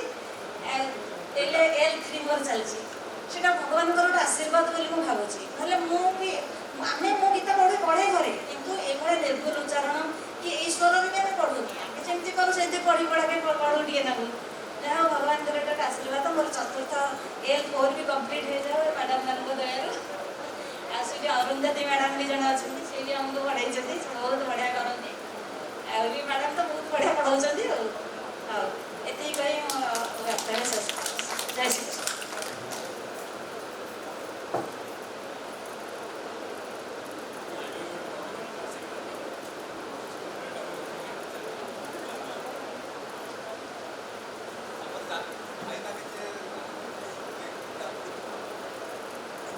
जय श्री कृष्ण। एक्चुअली आमर जो एग्जीक्यूटिव कमिटी अच्छी कोर कमिटी से आमर 11 जन सदस्य थे आम से बढ़ाइवाई चाहूँ और जो मैंने एग्जीक्यूटिव मेंबर माने executive work they have to give their total time whenever required आज एंड व्हेन रिक्वायर्ड जितेबाला दरकार आउ जेतिकी समय दरकार जदि दे पारे आपण मैंने निज निजर ना दिंतु डिस्ट्रिक्ट वाइज आम समस्त आड कर नबू आउ से निश्चित आम कम से कम आम जो मीटिंग गुड़ा को अटेंड करेंगे डिसीजन मेकिंग रे जमानकर अभिज्ञता देवे कि कमेंट्स देवे तापर आमर जो कार्यक्रम होची जॉइन करने चेष्टा करेंगे एतिकी आमर जदि काम करने इच्छुक आउ समय दे पारे से डिस्ट्रिक्ट वाइज आम किसी लोक बढ़ाई चाहूँ ना दिंतु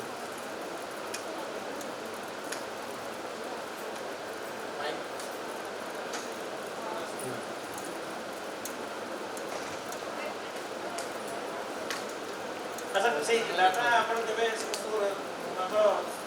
जसवंत भाई को देबे दिवा पूर्व आम या भर आउ गए सेसन आउट करूँ जे नेक्स्ट सेसन कह जाए पारे गत मैत्री मिलन में मुझे तो कर्मकर्ता किसी नी किसी कर्मकर्ता नथिले आम जो केत जन ऑर्गेनाइज करूँ से समय गोटे प्रस्ताव रखी जे जेहेतु आमर कोर ट्रेनर्स आउ group coordinator batch coordinator tech assist एमाने सीधा सब सेवा दौरान किसी रेकमेंडेसन देवा तेणु अनर करवा किंतु समय अभाव से पार जेहेतु से मोर प्रस्ताव थिला किंतु करूँ एथरक मुझे पुणी रिवाइव करुँची बर्तमान आम डाकबू जो मैंने कोर ट्रेनर अच्छा बैच जब आसवे कोर ट्रेनर गोटे ग्रुप अलग टेक्निकल एस्पेक्ट अलग batch coordinator and group coordinator अलग से आसवे मो आई रिक्वेस्ट संजय भाई to honour them by giving an उत्तर they should stand up in the line have a good group photograph मो core trainers first core trainers आसवे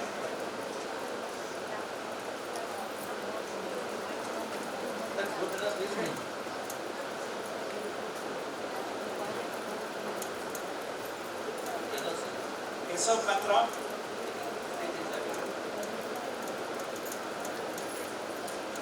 केशव पात्र भाई तुलाराम पटेल भाई हाँ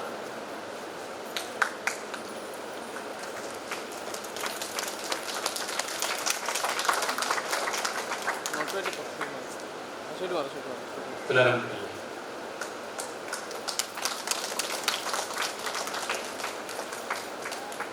चंद्रकला पात्र दीदी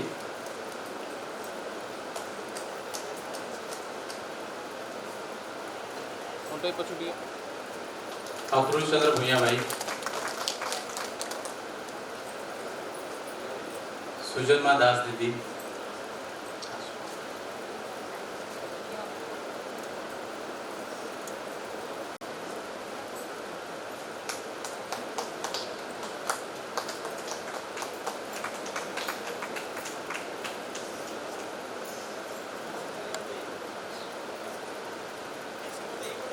ममता जेना दीदी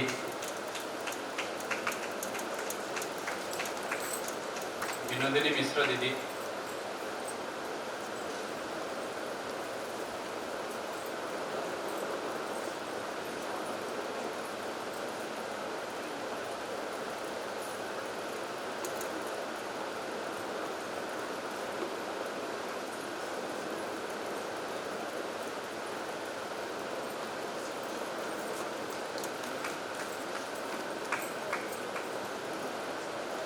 नमिता रानी सुबोधी दीदी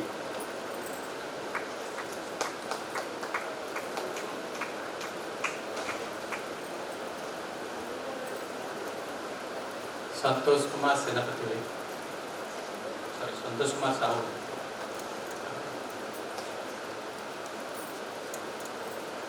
संतोष कुमार भाई ट्रेनर, सस्मिता साहू दीदी,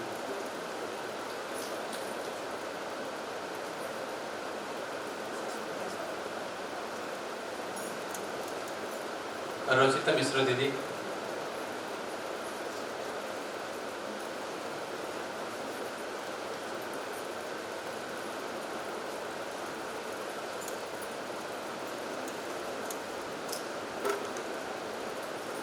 अशोक कुमार जिन्ना भाई,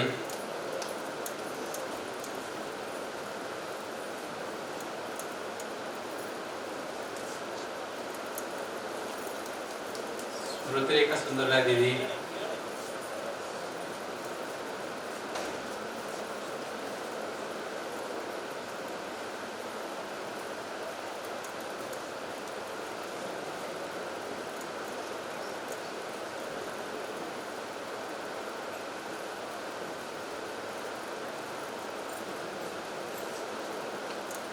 और जो दिखी रही जल्दी हम करते हैं।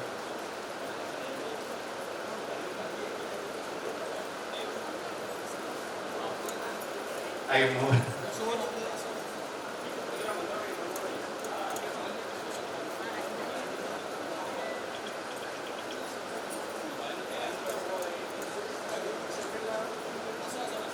কন্ট্রোল পছু আটে পছু জুম করি না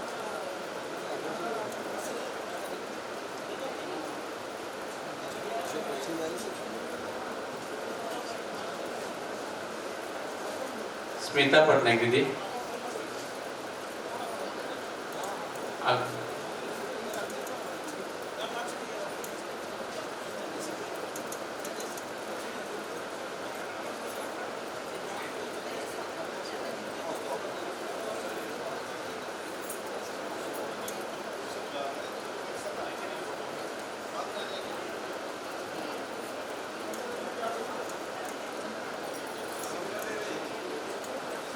संगमित्रा दीदी,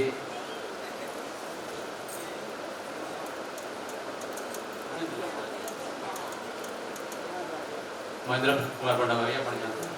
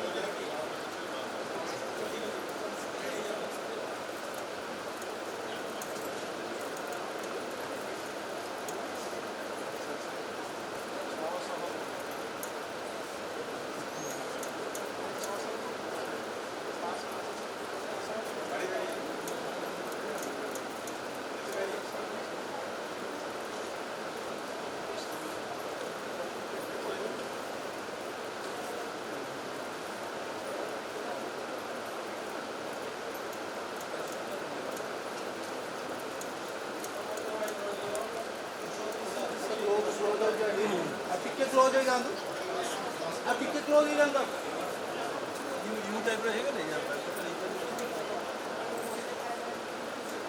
भैया उधर क्लोज ही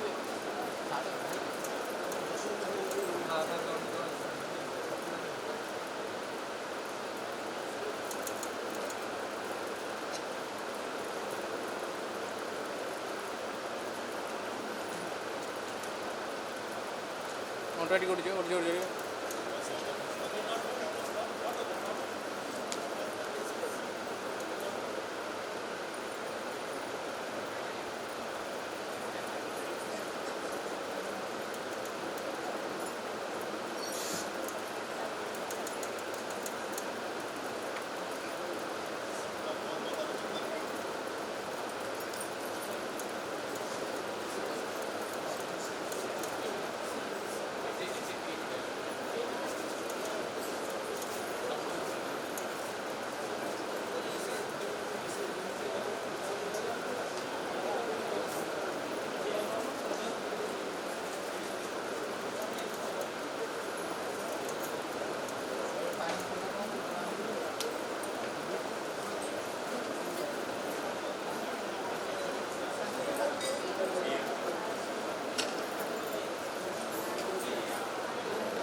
उमेश नाइक भाई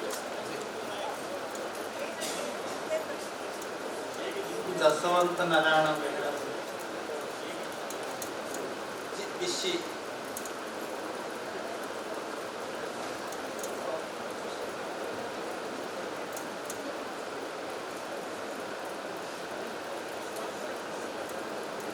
जीसी लिस्ट रघुनाथ वाड़ी भाई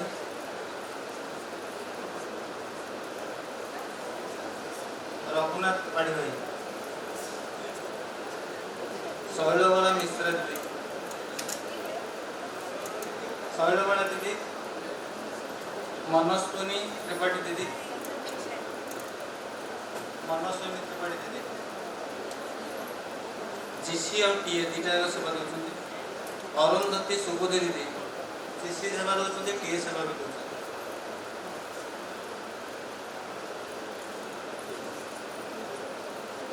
शुभ्रांशु शेखर नंद जीसी टीए सेवा दौरान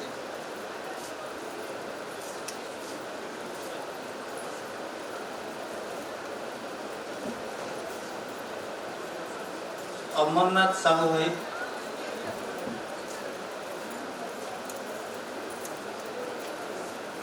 राजेंद्र राजेंद्र भाई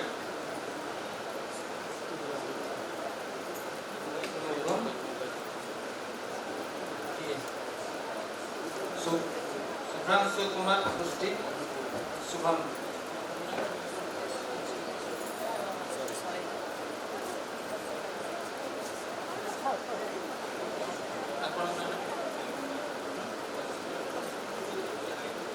राजेंद्र राजेंद्र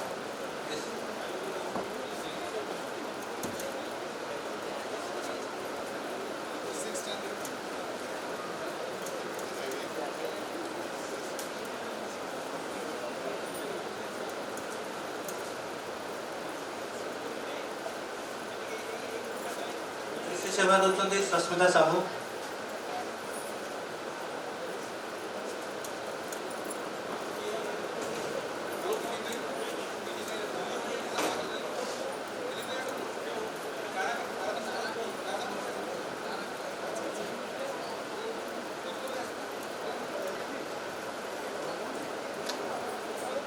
दिल्ली पड़ी गई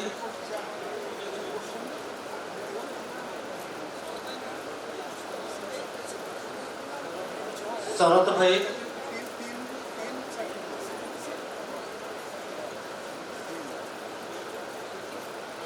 दादा शंकर भाई मधुसूदन भाई आगे रहीगले कि सेवा दौरान लिस्ट ना है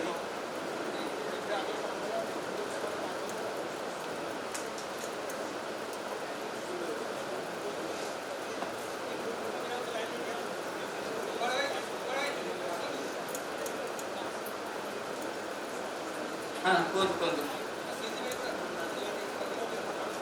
गोपाल भाई गोपाल सुनो ना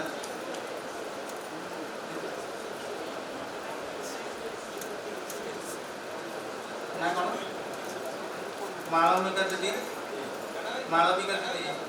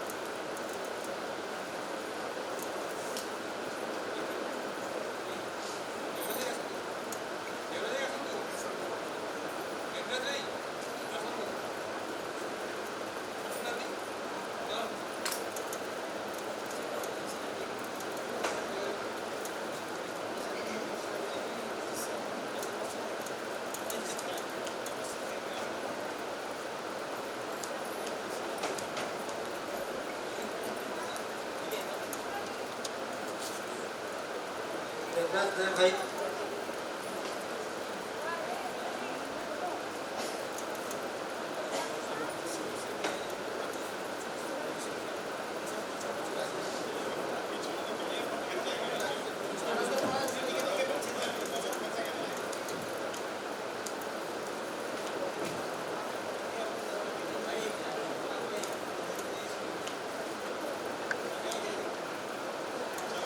रेडी है क्या?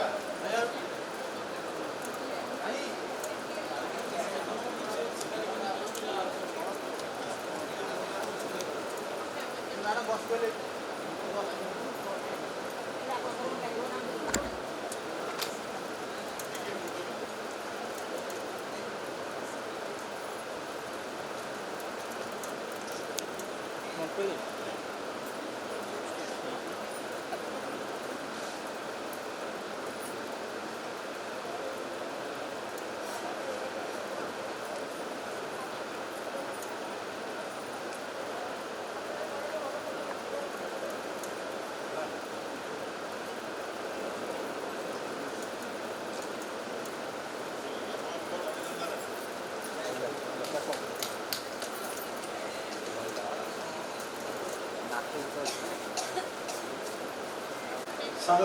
ସେମାନେ ଆସିଲେ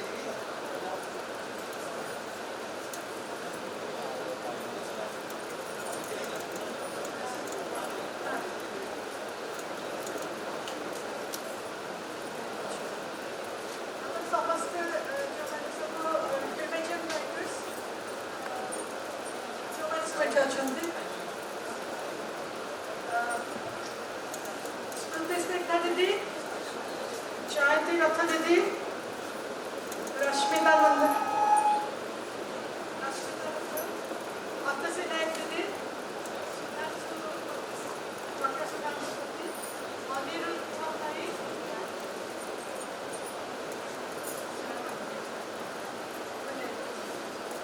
दिलीप पाड़ी भाई, कनकलता दीदी,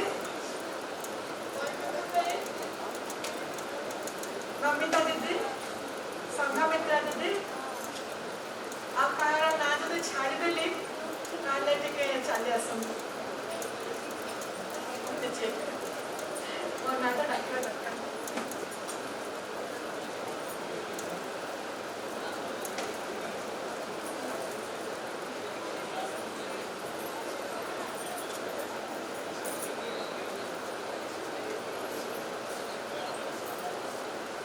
मोठे आवडे पत्ती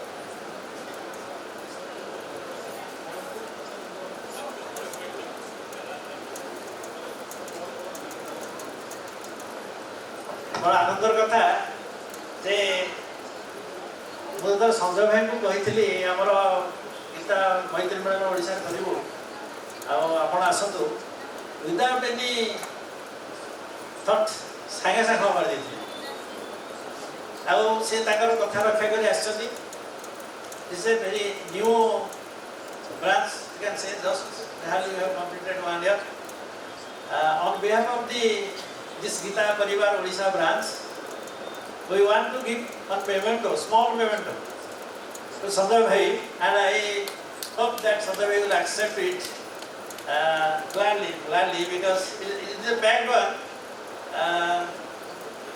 you can expect what would have been there kehi koi paribe kon thibo lord Jagannath Badabhadra Subhadra but आम पैकिंग कर देचु तो आपको आम देखे पारूँ कही दूसु कारण से थे खोलीदे पाइप नवाटा असुविधा तेणु ग्रुप रे दिज्व फोटो इंटरनल फोटो रखी आम ग्रुप रे देव आई विल रिक्वेस्ट संजय भाई to accept it on behalf of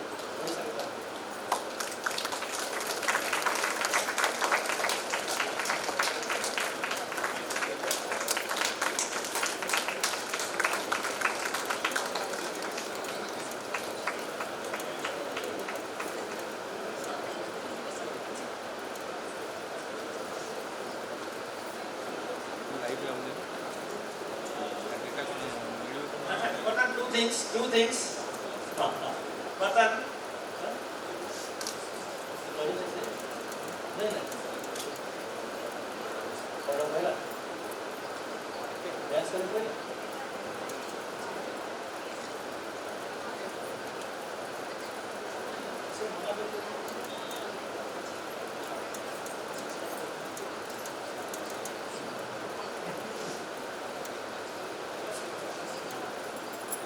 शुणु आम दुईटा बर्तमान आम कल्चरल प्रोग्राम गोटे छोट कल्चरल प्रोग्राम हम सीटा ये तले कर कारण यहाँ जो प्लाई डैश तापर से रेस्ट्रिक्शन अच्छी मना कर तेणु आम मना करने सहित आम करें केयर टेकर अच्छा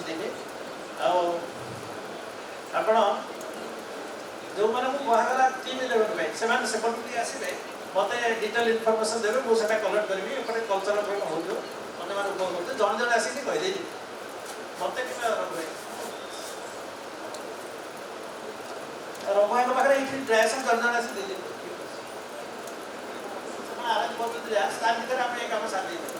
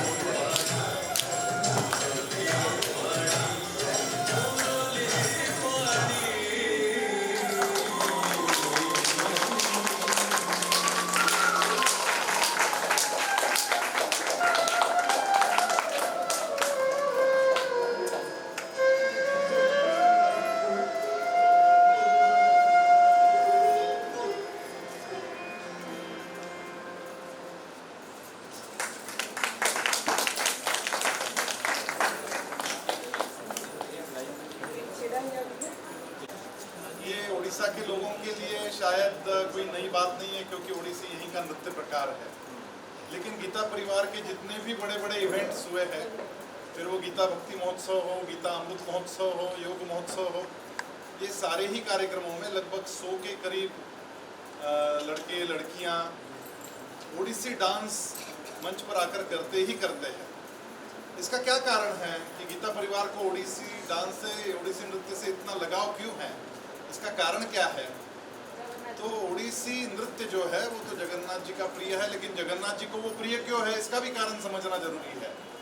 जगन्नाथ जी को योग प्रिय है, और ओडिसी नृत्य ये योग के अलावा और कुछ है नहीं। जो संयम करने की बात गीता में जगह जगह आती है, जिसमें अभी आप लोगों ने देखा होगा ये गाना बना हुआ, छोटी सी लड़की है, राधा बनी हुई है, ये सारी सखियां हैं, इनके आंखों के भाव देखिए, इतना कंट्रोल्ड मोमेंट। ये कौन से समय पर आंख इधर जानी है और कौन से समय पे आंख की पलके झपकानी है, ये तय करके काम होता है। ऐसे नहीं जैसे मन में आया ऑटोमेटिकली हो गया, पलके झपक गई, ऐसा चलता नहीं है। उनको आंखों को भी, हाथ की मुद्रा है वैसे ही करनी पड़ती है जैसी तय की गई है, छोड़कर कुछ नहीं कर सकते। अभी मेरे मन में आया तो मैंने जेब में हाथ डाल दिया, ऐसे वहाँ नहीं चलता है। वहाँ पे हर हाथ की, हर उंगली की मुद्रा, ये इतना संयमन करने को सिखाया जाता है। ये जो संयमन है ये योग के अलावा और कुछ है नहीं। और इसलिए जिन बच्चों को योग इस प्रकार के शास्त्रीय नृत्य में और उसमें भी विशेष रूप से ओडिसी नृत्य में काम करने का, सीखने का अवसर अभिभावक उपलब्ध कराते हैं और शिक्षक इस प्रकार के उपलब्ध हो जाते हैं कि वो उस सात्विक भाव के साथ में ये नृत्य सिखाएं। देखिए बहुत बड़ी बात होती है, अब यहाँ पर एक श्रृंगार रासलीला का नृत्य किया जा रहा था, लेकिन ये यदि हम बॉलीवुड में करते तो सारे सात्विक भाव छूट जाते और जितने विभत्स भाव है सारे ही आ जाते। लेकिन इस रासलीला में भी जो सात्विक भाव यहाँ पर संभाल कर किए गए, ये इस नृत्य की सबसे बड़ी विशेषता है। ऐसा मुझे लगता है कि वो प्रणय करते समय भी एक दूसरे को आलिंगन दे रहे हैं, राधा कृष्ण, उस समय भी कितना संयमन के साथ में ये काम होता है। ये बच्चों को बहुत कुछ सिखा के जाता है और इसलिए ओडिसी नृत्य की अपनी महिमा है। और उड़ीसा राज्य, हम लोगों ने यहाँ से ओडिसी डांसर्स भुवनेश्वर से, कटक से मेरे साथ में आए, क्षितिज महापात्रा सर है, यहाँ खड़े हैं। ये यहाँ से उत्कल यूनिवर्सिटी से इन्होंने एमए किया नाट्य शास्त्र में। इनकी पत्नी हमारी सोनाली मैडम हैं, वो नृत्य शास्त्र में एमए की हुई है और उनके साथ में कई बच्चियां विशारद तक पहुंच गई। ये जो काम कर रहे हैं हम लोग वहाँ पर, और गीता परिवार के ओपनिंग सेशन जितने भी होते हैं उसमें जो नृत्य आप लोग देखते हैं उसमें ओडिसी डांस ही दिखता है आप लोगों को, बराबर। तो इन लड़कियों का, उनके गुरुजनों का मैं बहुत बहुत हृदय से अभिनंदन करता हूँ, क्योंकि जो आप सीख रहे हैं बेटा, आपको पता नहीं आप क्या सीख रहे हैं, लेकिन आज जो आप सीख रहे हैं वो क्या काम आने वाला है। और आज तो ऐसा आशीर्वाद हम सब लोगों को मिला कि जब राधा और रानी, राधा और कृष्ण और राधा रानी यहाँ पर नृत्य कर रहे हैं तो हमें एक एक पुष्प देते चले गए। उनके माथे के पुष्प भी क्या गई वो राधा रानी लगा दिया, तो उसके पुष्प नीचे गिरना, ये पुष्प नीचे गिरना ये कोई आसान काम नहीं है। ये आप सब लोगों की भक्ति का परिणाम था कि उसके पुष्प नीचे गिर गए और आपको ये प्रसाद मिल गया। ये ऐसे ही पुष्प नहीं नीचे गिरते हैं। कुछ कहना चाहते हैं? तो ये हम लोगों के लिए प्रकार से आशीषित है। हम लोग तो चाहते थे कि इस मंच पर ये सब हो, लेकिन यहाँ की कुछ मर्यादाएं हैं तो उस मंच पर ये नहीं हो पाया। लेकिन मंच नहीं होने के बावजूद भी उसका दुख नहीं बनाया, जहाँ जगह है वहीं पर नृत्य कर दिखाया। ये जो बात है ना, यही तो सुख दुख के समय कृपा है कि मंच हो या ना हो, हम उसी आनंद के साथ नृत्य करेंगे। यही तो समत्व का भाव है और यही योग है। तो इसलिए इन सभी बालिकाओं का और उनके प्रशिक्षकों का मैं इतना हृदय से अभिनंदन करता हूँ। बेटा जब तक विशारद ना हो जाए इसको छोड़ना मत, और जब विशारद हो जाए तो 10 बच्चों को छोड़ के फिर ही इससे आप बाहर निकल सकते हैं। ये आप लोगों को संकल्प जरूर करना है। आप बहुत सुंदर कर रही है और आपका बहुत बहुत अभिनंदन। अभी मैं संजय भाई को रिक्वेस्ट करूंगा, पहले मोर किंतु डायरेक्ट एक्सपीरियंस अछि। मु जाइछि संजय ऑफिस, कारण अछि ध्रुव इंटरनेशनल स्कूल से ओडिसा रो तो इंट्रोड्यूस कले हमर किस भाई अछि ताका विशेष भीतर लाइन ବର୍ଷଟା ଭିତରେ ଲାଗିଛି ତ ସେ ଇଣ୍ଟରନ୍ୟାସନାଲ ସ୍କୁଲରେ ତାର ଓଡ଼ିଶୀ ଡ୍ୟାନ୍ସ ଟ୍ରେନିଂ ରୁମ୍ଟା ଅଛି। ରୁମ୍ଟା ମଧ୍ୟ ଏଇ ହଲ୍ ଦେଖ ତା ଦେହରେ ଯେଉଁ ନବରସ ଫଟୋ ଉପରେ ପୁରା ଏଣ୍ଟାର 40 to 50 ପୋଜିସନ୍ ଅଛି।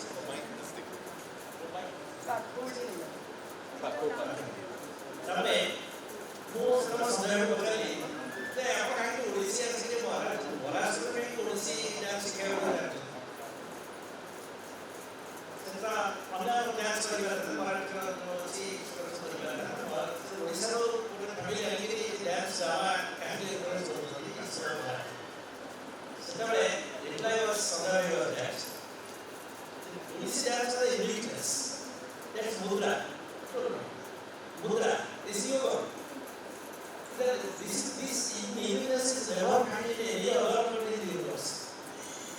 That is why he has preferred Odissi dance or Odisha for training of or teaching of this dance in his school.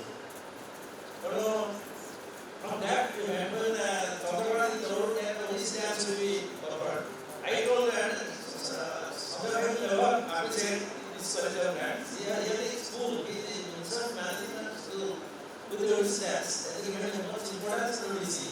But I find Chandrakanta is very happy to see this small program.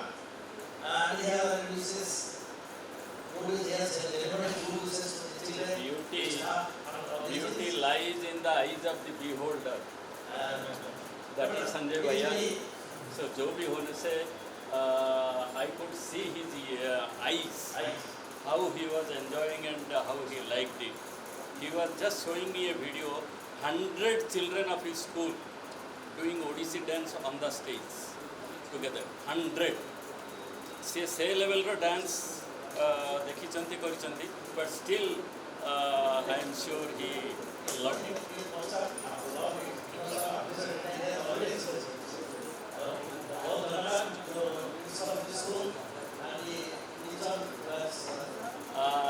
वर्तमान ये जो सब बच्चे हैं ये मैंने L3 रे अच्छी आम ट्रेनर मानकर इनफॉरमेशन पाई इतने छोटे छोटे बच्चे L3 में है।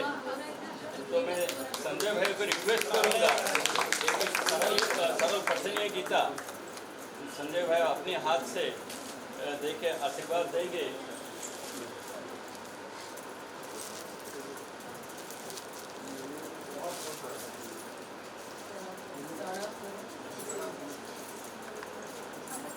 बच्चे नहीं वो जब बच्चे इस वस्त्र में रहते हैं ना तो उनको स्वरूप रहता है वो हम प्रणाम करेंगे।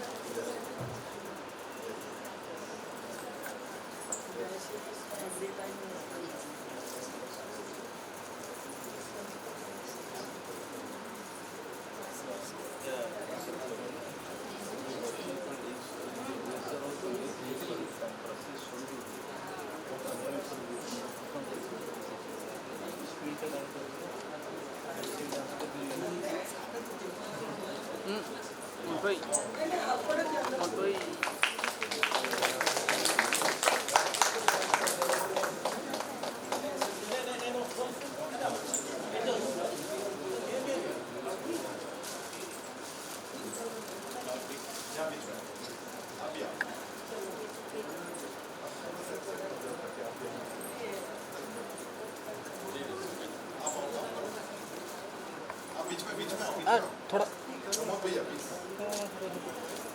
यहाँ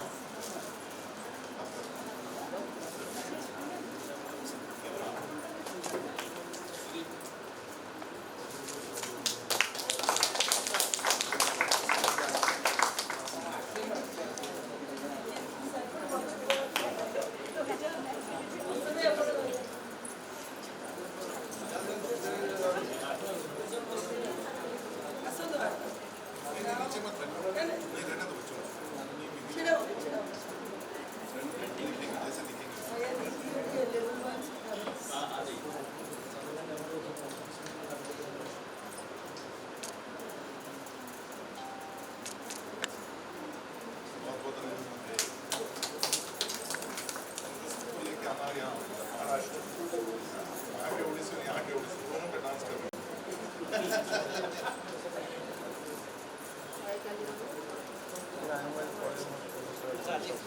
के साथ संपन्न हुआ। हम जहाँ खड़े हैं वहीं से आज के इस सत्र का समापन करेंगे और इन सब बच्चों को बहुत बहुत धन्यवाद भी देंगे। हम सब लोग हाथ जोड़कर प्रार्थना करेंगे। योगेशं सच्चिदानन्दं वासुदेवं व्रजप्रियं धर्मसंस्थापकं वीरं सुषिणं वन्दे जगद्गुरुं श्रीकृष्णं वन्दे जगद्गुरुं। କାଲି ସକାଳ 9:30ରେ